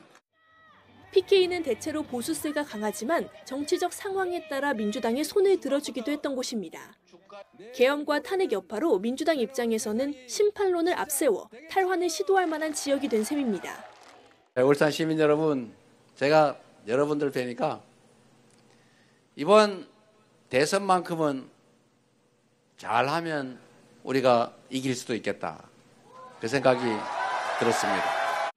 국민의힘 김문수 후보도 수도권과 영남에 집중했는데 이재명 후보보다 발걸음이 잦았습니다. 9차례나 찾아간 영남에선 당세가 강한 대구 경북에 더 집중했다는 점이 주목할 만합니다. 1강 후보를 추격하는 입장인 만큼 지지층 결집을 선거운동의 최우선 목표로 둔 전략을 짐작해 볼 수 있는 대목입니다. 박근혜 대통령의 명예는 반드시 회복돼야 된다고 생각합니다. 박정희 정신으로 바로 이 나라 대한민국을 위대하게 만들겠습니다. 여러분. 도지사를 지냈던 경기도도 집중 공략했습니다. 이 후보와 달리 25개 시군을 두루 돌며 GTX 등 자신의 성과와 함께 청렴함을 홍보하는 데 상당 시간을 할애했습니다. 저는 절대로 거짓말 안 하는 정직한 대통령이 되겠습니다. 개혁신당 이준석 후보는 유세 기간 내내 수도권 그리고 청년층 표심 잡기에 집중했습니다. 서울에서도 고려대, 홍대, 신촌 등 대학가를 두루 돌며 현장 유세를 이어갔습니다. 두 번째로 많이 찾은 권역은 호남인데 특히 5.18 앞뒤로 광주에 사흘간 머물렀습니다. 전통적인 민주당 지지 기반인 호남에서 반 이재명 정서가 남아있을 거란 판단에서 비롯된 행보로 해석됩니다. 전라도 지역도 결국에는 다른 분산 투자를 해야 되는 시기가 아닌가. 오히려 양지만을 쫓아다닌, 정치적으로 입문한 뒤에 양지를 쫓아다녔던 이재명 후보보다는 민주노동당 권영국 후보는 지역에 크게 구애받지 않고 노동 현장을 주로 돌았습니다. 구로 디지털 단지에서 고공농성 중인 해고 노동자를 만나고 울산 현대자동차 공장 앞 유세 현장을 찾아가며 진보 정체성을 다졌다는 평가입니다. YTN 강민경입니다. 네, 이 강민경 기자 리포트에서 이제 후보들이 찾은 유세 지역들 저희가 또 살펴봤는데요.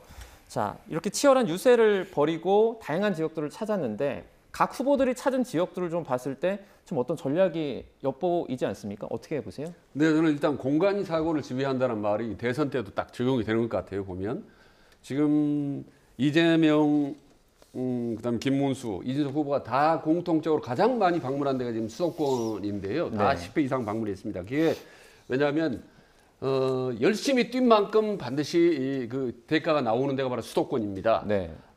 수도권을 잘 찾는 이유가 물론 여러 가지 있습니다. 물론 여론 메이커가 많고 인구도 많고 하는 여러 가지 이유가 있습니다만은 저는 가장 큰 이유는 중도층이 가장 많은 지역이다. 라고 했기 때문에 잘만 하면은 저기서 더 많은 많은 표를 얻을 수 있는 데다 마지막까지 공을 들여서 얻을 수 있는 데다. 예를 들면 뭐 이재명 후보를 과반 득표라든지 또 김문수 후보는 골든 크로스라든지 또 이준석의 두 자리라든지 이런 막판의 표에 큰 부침을 이룩할 수 있는 데가 바로 수도권이라고 봅니다. 그런 점에서 수도권의 맹렬히 아마 공작을 할 것 같은데 지난번 대선을 보면 이재명 후보가 경기도하고 인천에서도 이겼는데 네. 서울에서 5% 차이로 져서 결국은 아깝게 패배하는 0.18에서 지는 그 결정적인 패인 중 하나였기 때문에 아마 이번에는 새 후보가 더 수도권에 더 강력하게 집중을 좀 하지 않나 싶습니다. 그리고 충청도는 뭐 캐스팅 보드 역할을 그동안 많이 해왔기 때문에 이번에도 아마 그런 역할을 할 가능성이 높고 대구 이번에 이제 영남권 같은 경우는 새 후보가 다 각각 연고를 주장합니다. 아시다시피 지금 이재명 김문수 후보는 둘 사람 다 이제 고향 아니겠습니까? 한 사람은 이제 안동이고 한 사람은 이제 경북 영천이기 때문에 고향의 표심 이거는 대단히 중요하죠. 그래서 맹렬히 아마 공략을 하고 이준석도 대구 보수의 대안이다, 새로운 대안이다 이 부분을 강조하기 위해서 자꾸 대구로 많이 가는 것 같습니다. 그래서 저는 개인적으로 이번 대선의 중요한 관전 포인트 중에 하나가 이번에 이제 대구 경북의 표들이 각각 새 후보에게 어디로 갈라졌는지 이게 가장 이제 중요한 관심사고 대선 이후에도 여야 구도나 전국 구도의 과정에서 대구 경북의 표심이 저는 중요한 역할을 할 거라고 봅니다. 네. 지금 오전 11시 기준 투표율이 지난 대선보다 살짝 높은 수준인데요. 많이들 이번 선거 변수가 최종 투표율일 것이다 이런 말 하더라고요. 그렇습니다. 투표율이 어떻게 되느냐 주목될 수밖에 없는 것이 사전 투표율이 지난 대선보다 높지는 않았어요. 그런데 이제 민주당 지지 성향이 강한 것으로 보이는 사전 투표가 지난 대선보다 높다면 민주당이 웃을 수가 있겠죠. 또 오늘 본 투표율이 중요한 것은 또 부정선거 의혹 이런 것도 이제 작동하기 때문에 국민의힘 보수 성향 유권자들은 오늘 본 투표일 날 투표를 많이 할 것이라는데 오늘 투표율은 또 지난 대선보다는 높아요. 그러니까 이렇게 보면은 탄핵 국면 속에서 공표 직전 여론조사는 이재명 후보가 앞선 가운데 이제 이 공표를 안 하기 때문에 이제 판세를 알 수가 없는 상황인데 오늘 투표율은 또 지난 대선보다 높거든요. 그러니까 상당히 지금 묘하게 작동이 되고 있는 겁니다. 그러니까 이제 여론조사는 볼 수 있었던 여론조사는 이재명 후보가 앞섰는데 오늘 투표율은 지난 대선보다도 앞서고 있다. 그런 보수 성향의 유권자들이 많이 나왔다는 이야기다. 그러면은 이게 오늘 투표 개표 결과가 예상과는 그러니까 여론조사에 기반한 예상과는 다를 수도 있는가? 아니면 살짝 투표율은 높아졌지만 또 민주당 지지 성향의 유권자들도 본투표에 적극적으로 나와서 그냥 투표율이 올라가신 것인지. 근데 오늘 투표율이 사전 투표율 대비 본투표율이 상당히 높다는 것은 주목해 볼 만합니다. 그러면 소장님께서 보실 때는 오늘 마지막까지 다 지난 다음에 개표 뒤에 최종 투표율은 어느 정도로 좀 예상하세요? 저는 지금 추세대로라면 지난 대선하고 비슷하거나 오히려 더 올라갈 가능성도 열려 있는 걸로 보여요. 네. 그러니까 사전 투표율만 놓고 봤다면 저한테 예상을 해보라고 했다면 지난 대선보다는 낮을 것입니다라고 그렇게 말씀드렸을 텐데 네. 예상했을 텐데 오늘 지금 오전 점심시간 낮 12시까지 임박한 지금 YTN의 이 보도 내용을 보면은 지난 대선보다 높거든요. 이 추세대로라면 지난 대선의 77.1보다도 높을 수 있다. 그렇다면 본 투표일인 오늘 상당히 많은 유권자들이 쏟아져 나온 결과로 또 해석을 할 수가 있는 것이겠죠. 네. 예, 자 그렇다면 지금까지 투표율 흐름으로 봤을 때 각 당은 판세를 어떻게 전망하고 있을지 궁금한데요. 목소리 듣고 오겠습니다.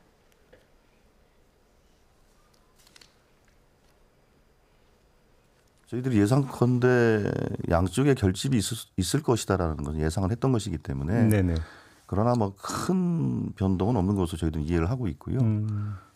그런데 뭐 국민의힘 쪽에서는 뭐 이상한 말씀들을 하시던데 뭐 수도권 청년층에서 골든 크로스 이야기를 하던데 그건 어떻게 받아들이세요? 그래서 저희들이 그 부분에 대해서는 허위 사실 공표로 네.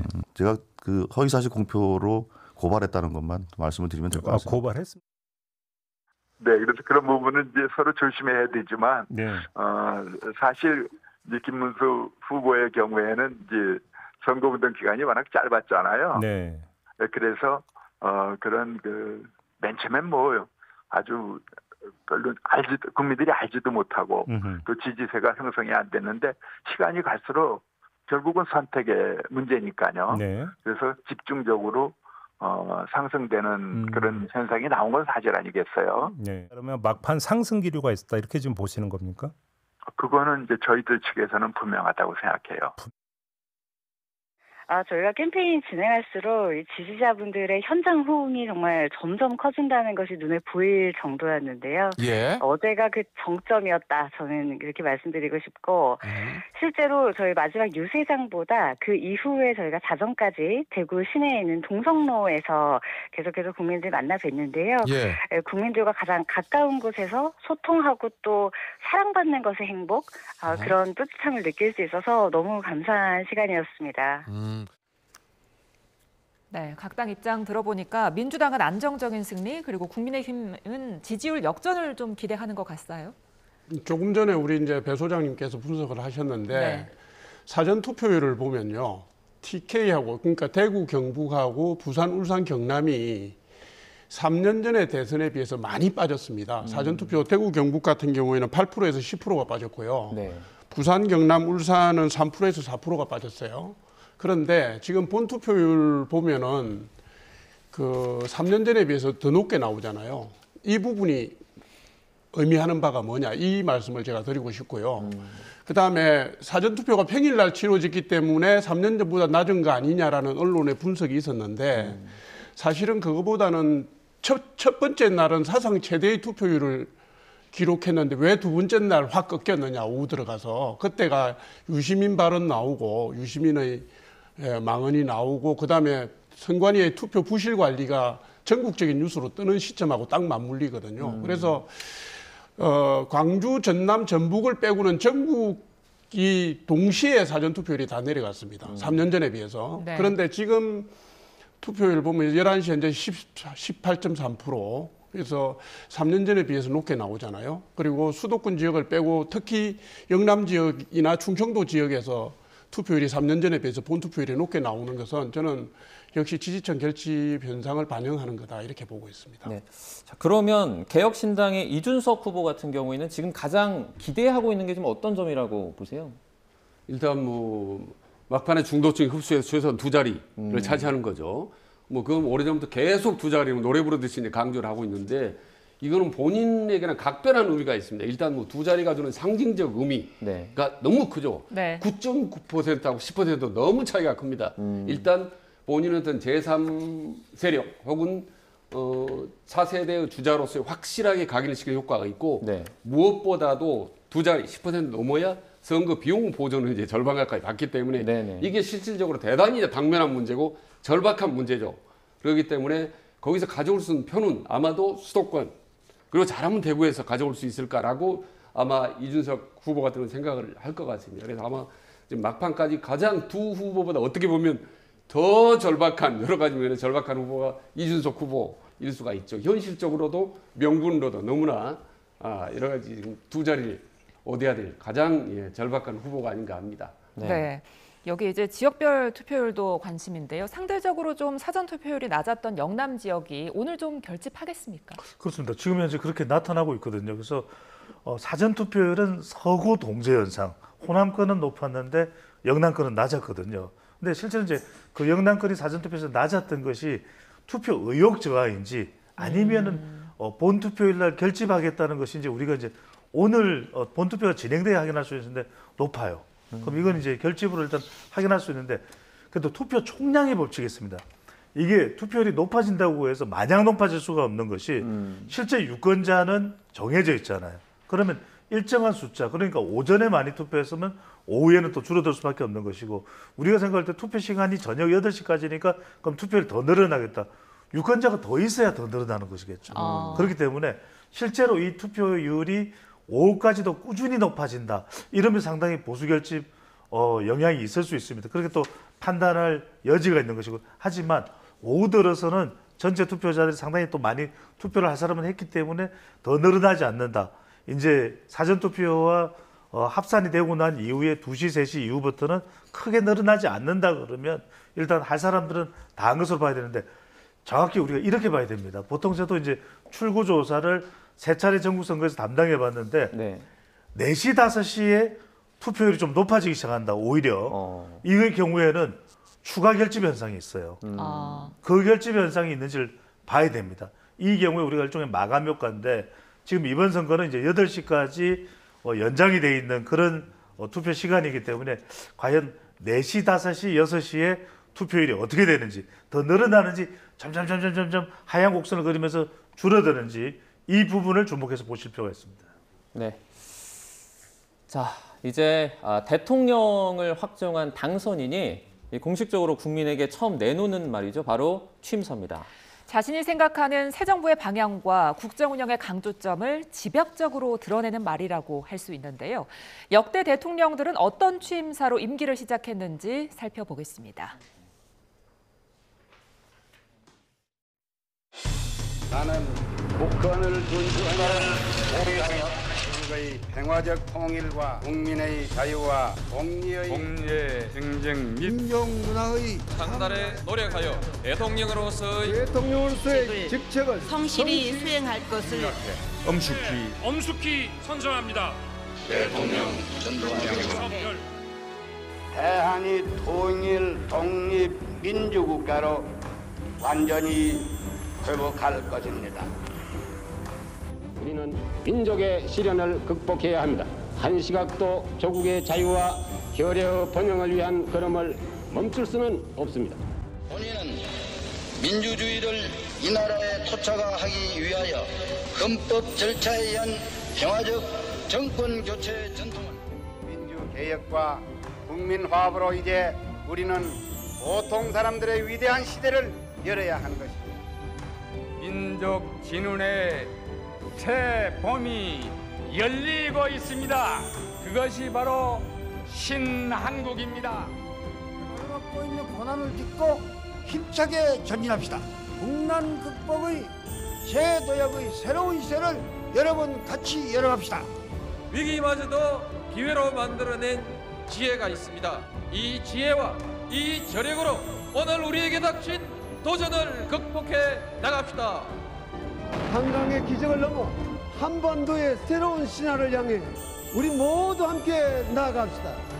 국민 모두가 함께 행복한 대한민국을 만드는데 저의 모든 것을 바치겠습니다. 나라를 나라답게 만드는 대통령이 되겠습니다. 구시대의 잘못된 관행과 과감히 결별하겠습니다. 대통령부터 새로워지겠습니다. 자유, 인권, 공정, 연대의 가치를 기반으로 국민이 진정한 주인인 나라, 위대한 국민 여러분과 함께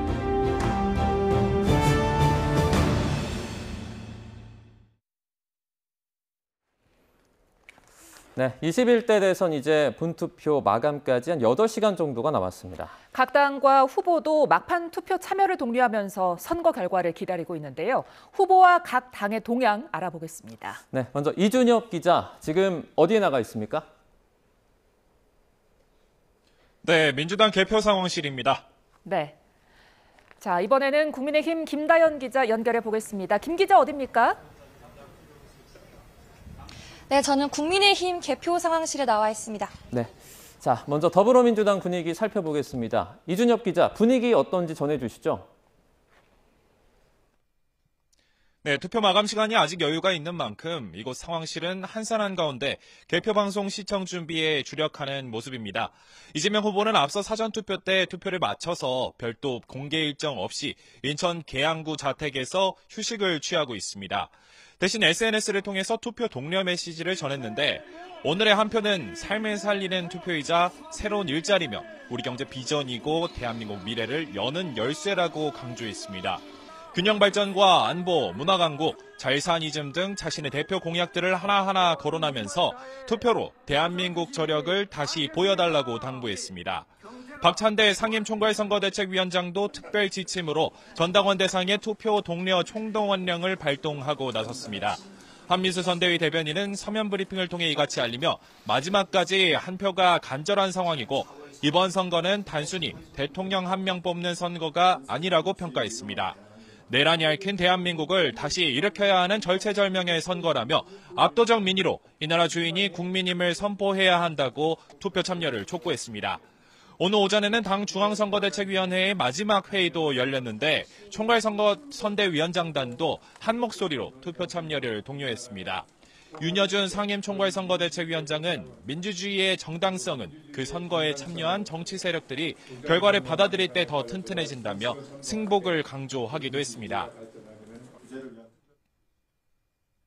부정선거 망상은 지난번 불법계엄의 중요한 원인이었다는 사실을 다시 한번 상기해야 합니다. 민심에 준엄한 선택을 어느 누구라도 겸허히 받아들여야 합니다. 이곳 개표 상황실에는 투표 종료 직전인 저녁 7시 반쯤부터 하나둘 당 관계자들이 모여들 것으로 예상됩니다. 개표 상황실과 별개로 민주당에서는 서울 여의도 야외 무대에서 개표 방송 시청 행사를 열 방침입니다. 이 후보도 당선 여부가 확실해지는 시점쯤 행사장으로 이동해 연설을 펼칠 것으로 보입니다. 네, 이준엽 기자 잠시 기다려 주시고요. 이번에는 국민의힘 상황 알아보죠. 김다연 기자 전해 주시죠.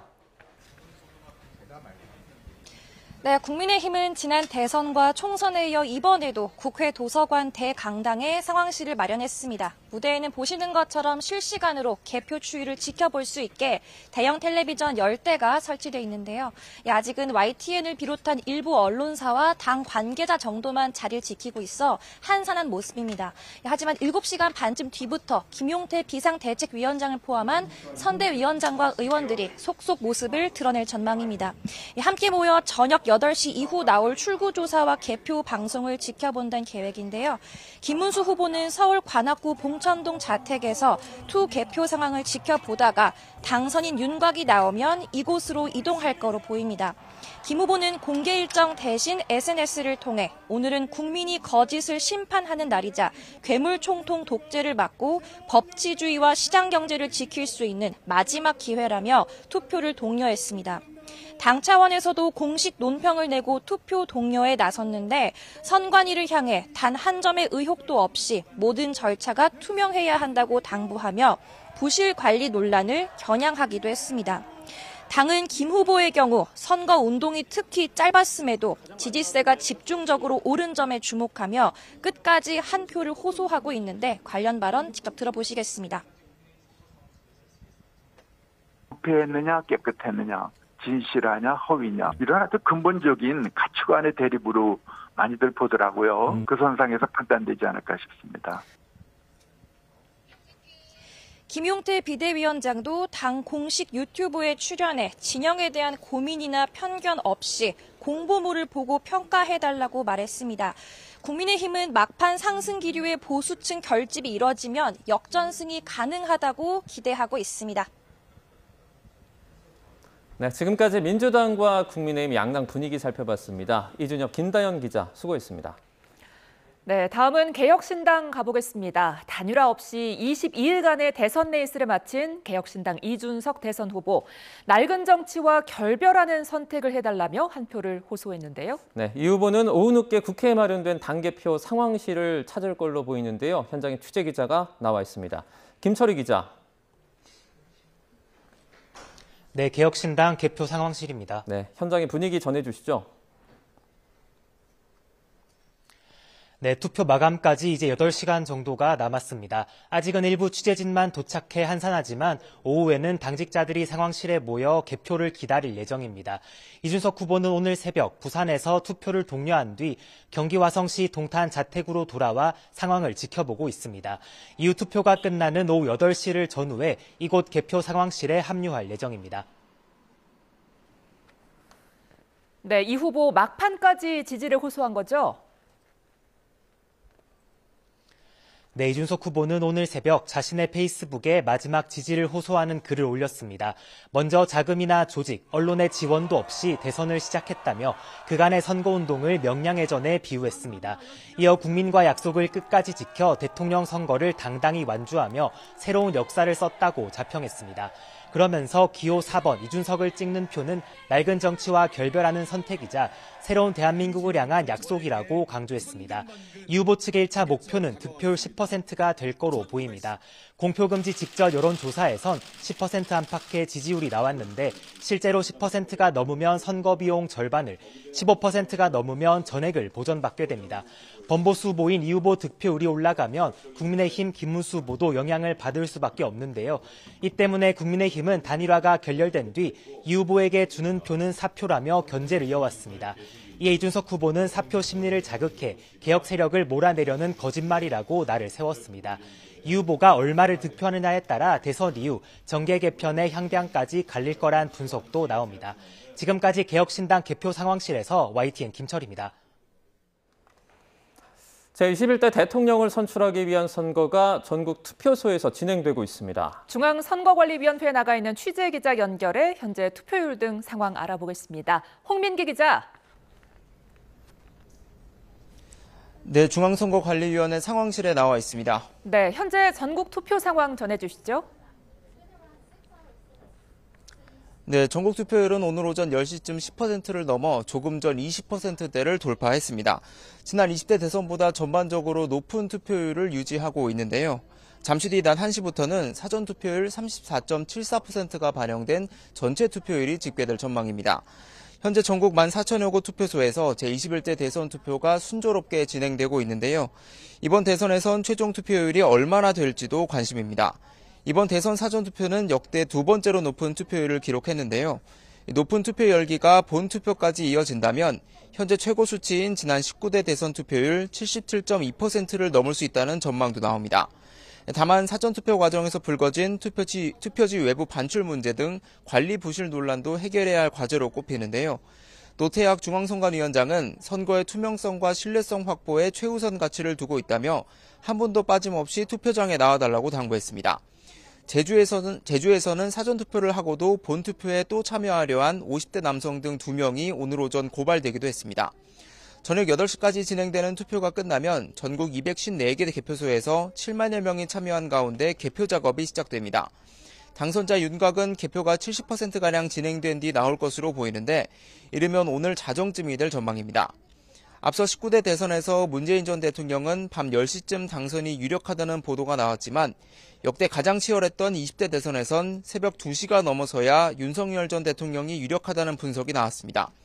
그런 만큼 이번 대선에서도 득표율 격차에 따라 당선 유력 판가름 시점은 차이가 날 수 있습니다. 새로 선출될 제21대 대통령은 내일 아침 노태학 중앙선관위원장의 당선인 결정 선언과 함께 즉시 임기를 시작하게 됩니다. 지금까지 중앙선거관리위원회에서 YTN 홍민기입니다. 네, 이번 대선에선 실버 표심도 주목해야 합니다. 고령화 사회에 본격적으로 진입하면서 60대 이상 유권자가 청년보다 많아진 첫 대선이기 때문인데요. 유권자 분포가 어떻게 달라졌고 변수는 무엇인지 강진원 기자가 정리했습니다. 공직선거법상 대한민국 국적을 가진 18세 이상 국민은 누구나 그리고 원칙적으로 투표할 권리가 있습니다. 저출생, 고령화 문제가 우리 사회 심각한 화두가 된 지금 선거에도 큰 변화가 생겼습니다. 60대 이상 인구수가 청년 세대, 즉 18세에서 39세까지 인구수를 앞지른 겁니다. 자세히 살펴볼까요? 60대 이상 국민은 1,470만 명을 넘는 것으로 집계됐습니다. 전체 유권자의 33.1%를 차지합니다. 하지만 18세에서 39세까지 유권자 수는 1,336만 6천여 명, 30.2%입니다. 청년층보다 어르신이 133만 명 정도 많은 걸 알 수 있습니다. 네, 고령층은 보수 성향이, 청년층은 진보 색채가 상대적으로 강하다는 정치권의 통념을 고려할 때 이런 세대 구조의 변화가 선거 결과에 어떤 영향을 미칠지도 관전 포인트입니다. 그렇다면 이번 대선의 큰 손은 누굴까요? 바로 50대입니다. 50대는 870만 명에 육박하는데 전체 연령대를 통틀어서 비율이 가장 높습니다. 현재 50대, 민주화를 경험한 세대지만 동시에 보수화되는 경향도 나타나기 때문에 선거 때마다 스윙보터 꼬리표가 붙는데요. 이른바 86세대로 불리는 50대의 선택, 이번 대선 승부를 좌우할 핵심 요소 가운데 하나로 꼽힙니다. 변수는 또 있습니다. 지난해 총선 당시 투표율인데요. 40대가 60%, 50대가 70%를 살짝 넘었는데 60대 이상 투표율은 무려 80%를 웃돌았습니다. 유권자 수도 많은데 투표 열기까지 뜨거운 겁니다. 후보들이 어르신 표심을 잡는 것에 특히 공을 들이는 이유기도 하겠죠. 지금 이 통계도 살펴볼 만합니다. 거주지를 옮긴 사람, 즉 전국 인구 이동수는 매년 최저치를 갈아치우고 있습니다. 고령화가 원인이라는 분석이 나오고 있습니다. 진학이나 취업, 결혼 등 이동 요소가 많은 청년층의 수가 줄면서 이렇게 우하향 곡선을 그린다는 겁니다. 선거에 대입해서 거칠게 말하면 영호남으로 대표되는 보수와 진보 표심에 변화가 생기기 더 어려운 환경이 됐다는 의미로도 해석될 수 있습니다. 60대 이상 유권자가 청년보다 많아진 첫 번째 대선, 세대별 표심과 투표율에도 관심이 쏠리고 있습니다. YTN 강진원입니다.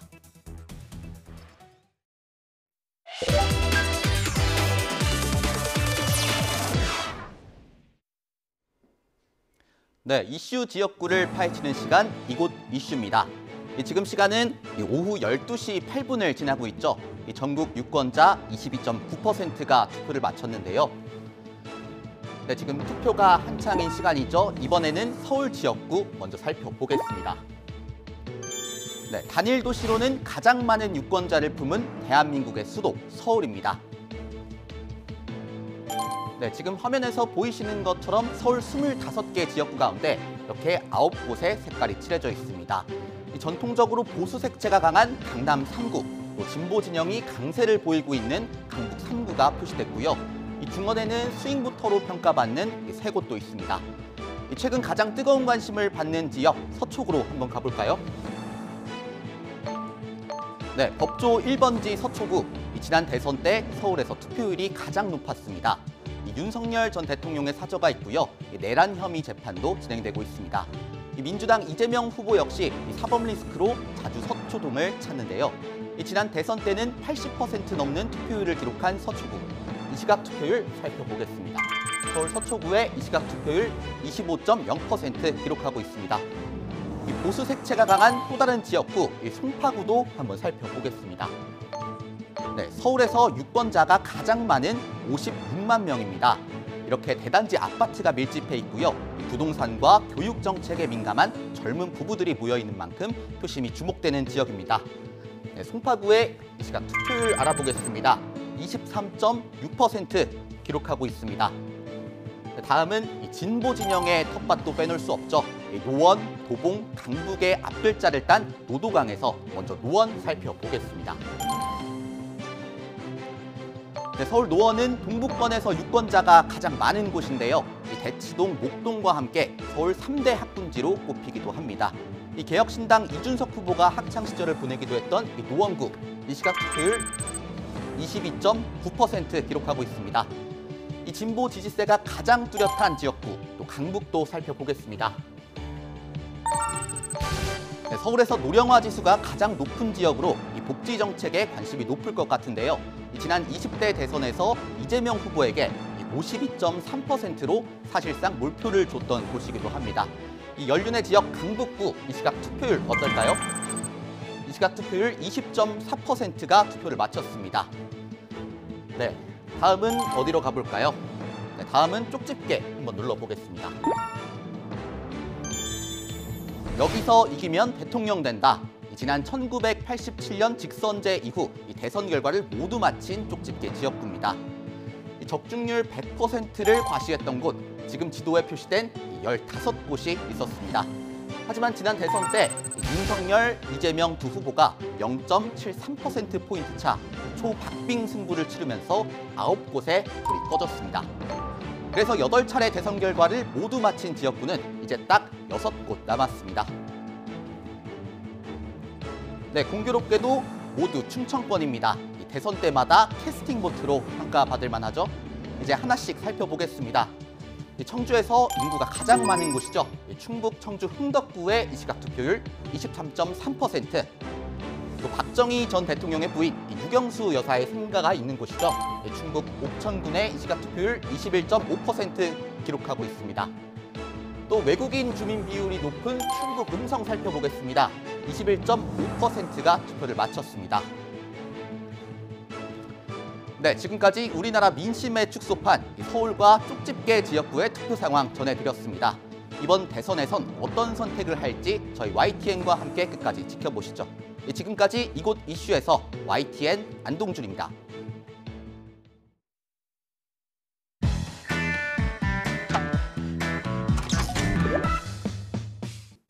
대통령 직선제를 택하지 노태우 민정당 대표위원은 6월 29일 대통령 직선제 개헌 등 시국 수습책을 담은 특별 선언을 발표했습니다.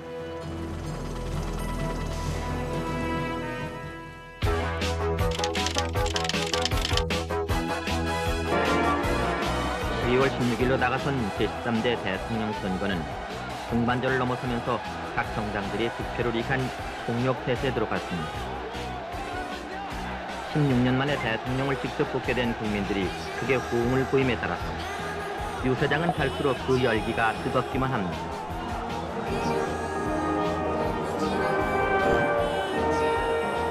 안녕하세요. 정치 경력 40년. 깨끗한 사람 김영삼. 정직한 사람 김영삼. 그럼 경제 통일 책임질 수 있어요. 좋지. 97년 15대 대선에서는 TV 토론이 처음으로 도입됐습니다. 토론 한번 잡아주시죠. 후보들은 발품을 들이지 않고 유권자들에게 얼굴과 정책을 알릴 수 있었습니다. 요즘 유세 현장에서는 흥겨운 로고송이 넘쳐 흐릅니다. 로고송은 분위기를 돋울 뿐만 아니라 자연스럽게 따라 부르면서 후보의 이미지를 기억하게 하는 데도 큰 역할을 합니다. 핸드폰과 같은 모바일 기기를 통해서도 대선 후보에 관한 동영상을 만날 수가 있습니다. 화상 전화가 가능한 폰이라면 별도의 정보 이용료 없이 이용할 수 있지만 아직 이용 횟수가 많은 편은 아닙니다. 선거일이 임박하면서 한 표라도 더 붙잡기 위해 전국을 누비는 대선 후보들. 누굴 찍어야 돼요?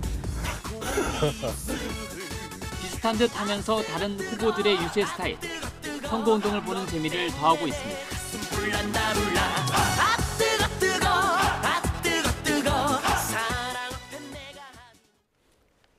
네, 조금 전에 속보가 하나 들어왔습니다.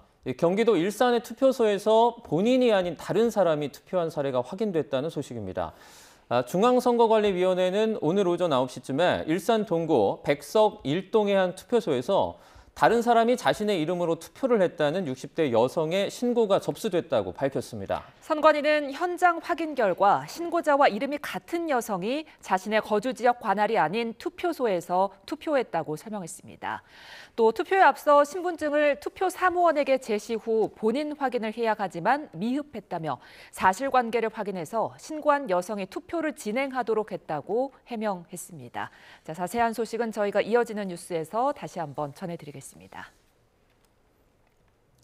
네, 계속해서 전문가들과 관련 내용 저희가 이야기 나눠보도록 할 텐데요. 앞서 저희가 투표율 관련된 얘기를 하고 있었습니다. 저희가 투표율 관련해서 이 시각 투표율 자세하게 다시 한번 전해드리도록 하겠습니다.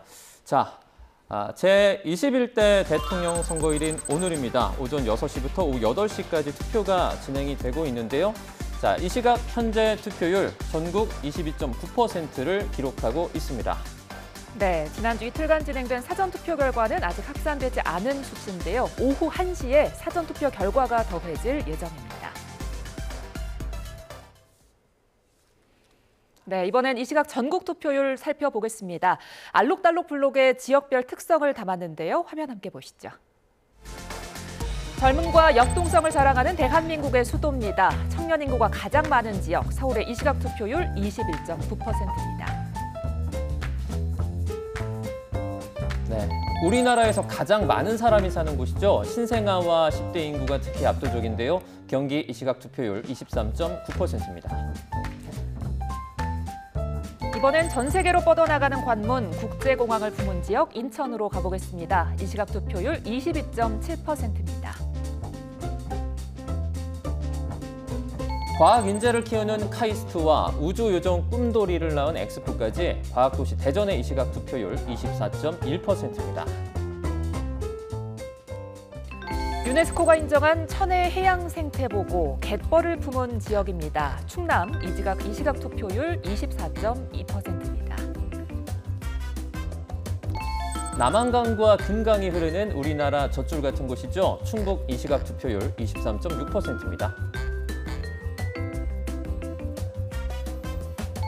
사통팔달 교통의 요충지이자 우리나라의 행정수도입니다. 세종의 이 시각 투표율 21.7%입니다. 양념통닭과 막창 같은 먹을거리도 유명하지만 고 김광석의 고향이자 포크음악의 본고장으로 불립니다. 대구 28.7%입니다. 걱정 없는 노후를 꿈꿉니다. 고령 인구가 가장 많이 거주하는 지역, 경북의 이 시각 투표율은 26.1%입니다. 대한민국 최대 글로벌 해양 도시입니다. 젊음과 열정이 공존하는 곳, 부산의 이 시각 투표율 22.8%입니다. 세계 최대 규모의 자동차 단일 공장을 자랑합니다. 산업과 자연이 어우러진 지역, 울산의 이 시각 투표율은 23.7%입니다. 5대 우주강국을 향한 발걸음 이곳에서 시작이 됩니다. 우주항공청에서 대한민국 꿈을 쏘아올립니다. 경남의 이 시각 투표율 24.7%입니다. 우리나라에서 처음 노벨 문학상을 탄 한강 작가, 그 이야기의 출발은 이곳이었습니다. 광주의 이 시각 투표율 16.3%입니다. 대한민국에서 농지 면적이 가장 넓은 지역이죠. 풍성한 수확, 윤택한 삶을 기대합니다. 전남 15% 기록하고 있습니다. 전통 문화가 돋보이는 곳이죠. 2036년 하계올림픽 개최도 노리고 있는데요. 전국의 이 시각 투표율 15.9%입니다. 산림 면적이 가장 넓어서 우리나라의 허파로 불리죠. 강원의 이 시각 투표율은 23.2%입니다. 다채로운 매력을 품은 우리나라의 대표 관광지, 제주의 이 시각 투표율 21.2%입니다. 각양각색 개성을 자랑하는 지역들이 모여서 더 큰 하나의 대한민국이 됩니다. 전국 이 시각 투표율 22.9% 기록하고 있습니다. 네, 지역별 이 시각 투표율까지 보고 왔습니다. 수도권이나 충청 지역도 지금 보고 오셨는데요. 사실 캐스팅 보트 역할로 꼽혀온 지역이 바로 수도권과 충청 이 지역 아니겠습니까? 지금 표심은 좀 어떻게 전망하고 계세요? 지금 3년 전하고 양상이 많이 달라요. 그러니까 서울, 경기, 인천은 평균 투표율에 못 미쳤던 지역들이거든요. 3년 전에. 그런데 지금 12시 기준은 다 넘어서고 있어요. 서울도 서울만 빼고 경기하고 인천은 넘어서고 있고요. 그다음에 부산하고 경남이 3년 전에는 평균 투표율에 못 미쳤습니다. 77.1%에 못 미쳤거든요. 근데 지금 보면 한 3%에서 4% 다 넘어서는 걸로 나오고 있고요. 그러니까 충청권은 지난 3년 전에 대선에서 세종만 빼고 윤석열 후보가 이재명 후보를 다 이겼던 지역입니다. 그때부터 충청권의 표심이 변화가 일어났고 있고 이번에도 왜 후보들이 단위식을 보면 충청은 거의 안 갔어요. 예. 4번 정도. 그러니까 원래 민주당의 전통적인 선거 전략은 호남과 충청을 묶고 동부 영남권의 표를 잠식한다는 것이었는데 이번에는 오히려 전략 지역을 수도권하고 영남권으로 잡고 충청권에 대한 비중을 크게 안 뒀거든요. 네.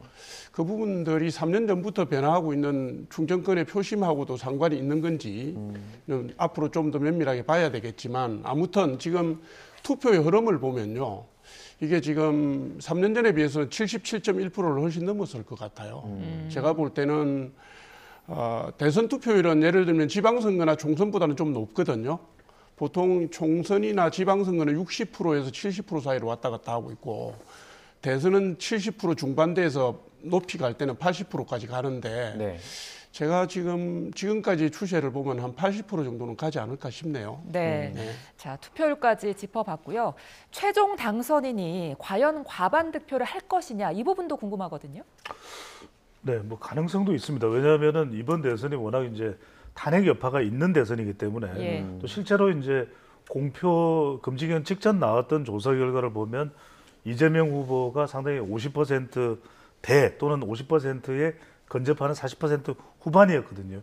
중요한 건 이 부분일 거예요. 그러니까 막판에 변수가 됐던 것이 유시민 작가의 설날 연설에 대한 발언인데 이 부분이 실제 이제 미칠 수 있는 영향이 여성이나 그다음에 블루칼라 쪽일 텐데 이 영향의 여파가 크지 않다면 이재명 후보가 50% 달성 가능성도 열려 있습니다.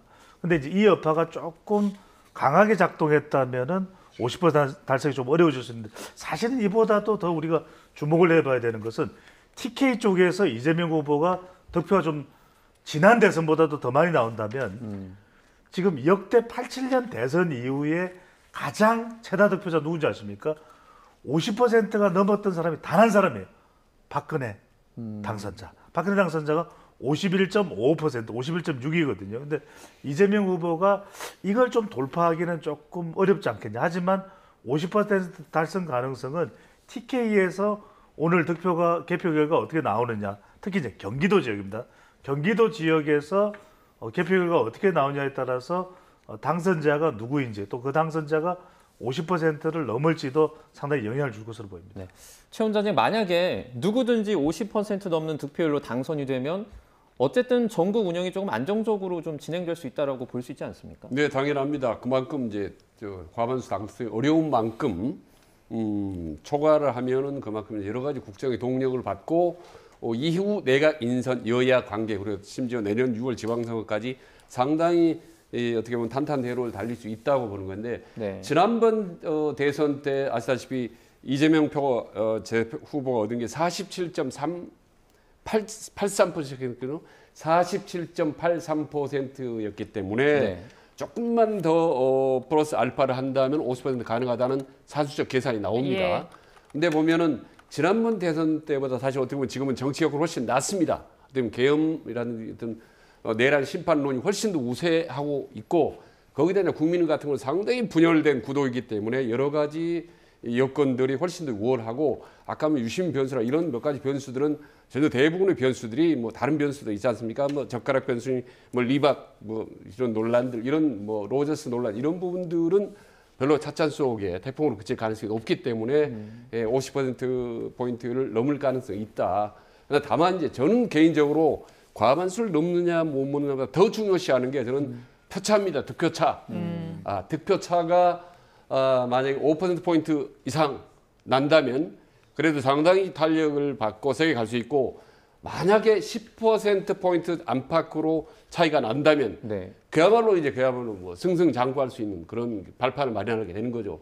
그렇기 때문에 지금 단순히 표차가 중요한 거는 이 김문수 후보 그러니까 국민의힘 입장에서는 표차가 상당히 많이 나버리면 이후 당의 구도 자체가 좀 힘들어지고 당의 뭐 해체론이라든지 당 쇄신론 이런 것들이 급속히 오기 때문에 어떻게 해서든지 표차를 줄이는 것이 이 김문수 후보 입장에서는 최대 절체절명의 과제고 그다음에 이재명 후보 입장에서는 표차가 좀 적더라도 과반수를 넘으면 일단 국민 절반 이상의 지지를 받았다라는 상징적인 그리고 정치적 의미가 있기 때문에 과반수 넘는 총력을 경주할 거고 그 가능성은 여전히 오늘 현재 이 시간에도 저는 상당 부분 남아 있다고 보는 겁니다. 예. 네. 자, 지금 그래픽 보신 것처럼 선거 막판에 굉장히 다양한 이슈들이 있었습니다. 그런데 이 기간이 지난달 28일부터 새로운 여론조사 공표 금지 기간이었잖아요. 이 사이에 민심이 좀 어떻게 바뀌었을까요? 깜깜이 기간에요. 상당히 바뀝니다. 보통 이제 한 선거 한 3일에서 5일 전까지 의사를 결정 못하는 유권자층이 분명히 존재하거든요. 근데 그 기간 동안에 가장 문제가 되는 게 후보와 관련된 리스크 있지 않습니까? 후보나 후보 가족과 관련된 뭐 네거티브성, 음해성이든 뭐든 리스크가 있을 수 있고, 그 다음에 진영에서 터져 나오는 막말 논란 이런 게 크게 영향을 미치는데요. 네. 그러니까 이제 민주당의 선대위는 그 두 가지가 다 겹쳤습니다. 이재명 후보 장남 막말 논란하고 유시민 전 이사장 막말 논란이 영향을 동시에 터졌기 때문에요. 그 여론조사 공표 금지 기간에서 상당히 민심이 출렁거릴 걸로 저는 보고 있고요. 지금 아까 최진 원장님께서 이재명 후보 당선되는 것을 전제로 한 듯한 말씀을 하셔서 한 말씀만 더 드리겠습니다. 네. 보통 이게 그 다자구도에서는 과반이 나오기가 힘들어요. 지금 이준석 후보가 얼마나 나올지는 저희가 여기 대놓고 말씀드릴 수는 없지만 이준석 후보가 상당 부분을 가져간다고 보면 다른 후보가 과반을 가져가기 힘들고요. 역대 대선에서 500만 표 이상의 차이가 났던 게 두 번이 있었거든요. 2007년에 이명박 후보하고 정동영 후보 때 있었고, 그다음에 2017년 때 문재인 후보하고 홍준표 후보 사이에 있었습니다. 그때는 보수 후보가 세 사람이 나오는 바람에 표가 갈라졌거든요. 그런 경우가 아니면 사실은 한 후보가 과반을 가져가기가 힘들고요. 1%가 44만 표라고 보면 아까 말씀하신 것처럼 5% 정도라면 200만 표 차이가 나야 되는 건데 네. 저는 아무리 계산을 해도 그렇게 날 수 있는 상황이 아니고, 그다음에 막판에 한 보름 동안에 김문수 후보의 추격세가 가속이 붙어갔기 때문에요. 가속이 붙어갔고 깜깜이 기간 동안에 그 민주당 진영에서 여러 가지 막말이 나왔기 때문에 저는 초박빙이거나 혹은 골든 크로스가 일어날 수도 있다 이렇게 봅니다. 네, 막판에 있었던 논란 놓고 이제 최 원장님은 조금 상대적으로 영향이 적을 것이다. 그리고 부 원장님께서는 영향이 좀 있을 것이다 이렇게 분석을 해주셨는데, 자 내일부터 이제 어떻게 보면 새로운 대한민국을 이끌 21대 대통령이 탄생을 하지 않습니까? 당선 윤곽은 한 몇 시 정도에 나올까요? 저는 대체로 1시에서 2시 넘어가는 지점에 나올 가능성이 상당히 높습니다. 새벽 1시 말씀하시죠? 그렇습니다. 왜 그러냐면은 그 시간 또 제가 출연한 시간이네요, YTN에. 네. 네. 사심이 들어가면 안 되는데. 근데 그럴 밖에 없는 것이 8시까지 일단 투표가 이루어진다는 거. 네. 또 하나가 이번의 경우에는 상당히 선관위가 개표에 좀 신중합니다. 그러니까 재점검을 하고 이제 수개표도 동시 진행이 되죠. 네. 그런 상황이기 때문에 다른 때보다는 조금 늦어질 수밖에 없다. 그러니까 이제 보통의 경우에는 한 후보 쪽으로 이제 쏠림 현상이 있으면 보통 개표가 시작되고 난 이후에 2-3시간 뒤인데 이번의 경우에는 4시간 내지 5시간 후가 될 수밖에 없다. 그렇게 본다면 1시에서 2시 정도. 그러니까 그 시간에 이제 우리 YTN을 보고 계시면은 대체로 이제 당선 유력 마크가 뜰 수가 있습니다. 근데 이게 왜냐하면 실제로는 이 개표가 상당히 또 남아 있지만 지금 개표에 대한 진행되는 진행 비율로 봤을 때는 상당히 이 후보 쪽으로 당선 윤곽이 잡힐 수밖에 없다. 그러면 이제 당선 윤곽, 당선 유력, 학실 이렇게 이제 구분이 될 수밖에 없기 때문에 이번의 경우에는 1시에서 한 2시 사이 조금 더 늦어지면 방금 전에 이제 우리 조청래 전 원장께서 말씀하셨던 대로 우리가 이 공표 전 여론조사와는 다른 판세로 오늘 개표 결과가 이루어진다면 새벽 3시에서 4시까지도 갈 수 있습니다. 네. 그러니까 이제 어떤 개표가 판세가 되느냐에 따라서 당선 유력 이 이야기를 할 수 있는 시간은 늦춰지게 되겠죠. 예, 네. 이제 자정이 지나면 대한민국을 이끌 지도자의 윤곽이 드러날 텐데요. 자, 끝으로 세 분이 생각하는 차기 대통령의 가장 중요한 과제, 저희가 시간이 얼마 없어서요. 조금 짧게 한번 들어보겠습니다. 원장님부터 좀 들어볼까요? 두말 할 것도 없이 통합 아니겠습니까? 지금 완전히 양극단의 극치를 달리고 있고 마지막 이 순간까지도 치열하게 이제 싸우고 있기 때문에 통합, 화합 이 부분을 일단 대통령 첫 취임사든 이후로 지속적으로 그를 메시지를 국민들에게 제시를 하고 실질적으로 행동을 해야 되는 게 최대 과제라고 보는 거고, 다만 이제 이 부분이 그렇게 금방 쉽게 되지는 않을 겁니다. 상당히 시간이 걸릴 거라고 보는 거고 그럼에도 불구하고 이제 이재명 대통령이 된다면 강력하게 그 부분을 제시해야 되고 두 번째로는 실질적으로 더 급한 건 사실은 통합보다 더 급한 건 민생 문제입니다. 어떻게 보면은 지금 미국에서 통상 압박도 다 민생과 직결된 문제거든요. 그렇기 때문에 지금 어떻게 보면 12.3 지난 작년 계엄 이후로 민생이 거의 공백 상태라 해도 다름없기 때문에 새 대통령은 민생 행보에 직결적으로 경제 회복하는 데 총력을 경주하는 것 이게 오히려 더 실질적으로는 1순위다. 그러나 대외적으로는 통합을 강조하는 것. 그래서 이 민생, 통합 이 두 쌍두마차를 가장 과거 어느 때보다 더 속도 있게 빨리 몰고 달려가야 되는 것이 새 대통령의 저는 과제라고 봅니다. 네, 민생과 통합 이렇게 말씀해 주셨는데요. 소장님은 어떻게 보세요? 그래서 실제 여론조사를 보더라도 짧게 요약을 해서 말씀드리면 경통 아니다. 왜냐하면 경제, 먹고 사는 것이 가장 중요하고 우리 실질 민생이 무엇보다도 중요할 수밖에 없는 것이고 지금 경제 회복을 우리 유권자들은 1순위로 꼽고 있습니다. 두 번째는 이제 통합입니다. 너무 분열이 됐어요. 그러니까 8년 전에 탄핵 국면 때 진영 간 고리 500m였다면 지금은 5만 미터 이상입니다. 이대로는 안 됩니다. 이대로는 대한민국의 미래가 없습니다. 통합이 필요합니다. 마지막은 안보 너무 중요합니다. 한미동맹도 중요하죠. 일본, 북한, 중국, 러시아 다 중요합니다. 그러니까 이걸 얼마만큼이나 효율적으로 어느 한쪽에서 올림없이 이 안보를 챙길 수 있는 지도자, 새 대통령 가장 중요할 것으로 보입니다. 네. 끝으로 조 부원장님. 입장이 다 비슷할 거예요. 예. 이게 탄핵의 상처를 치유를 해야 됩니다.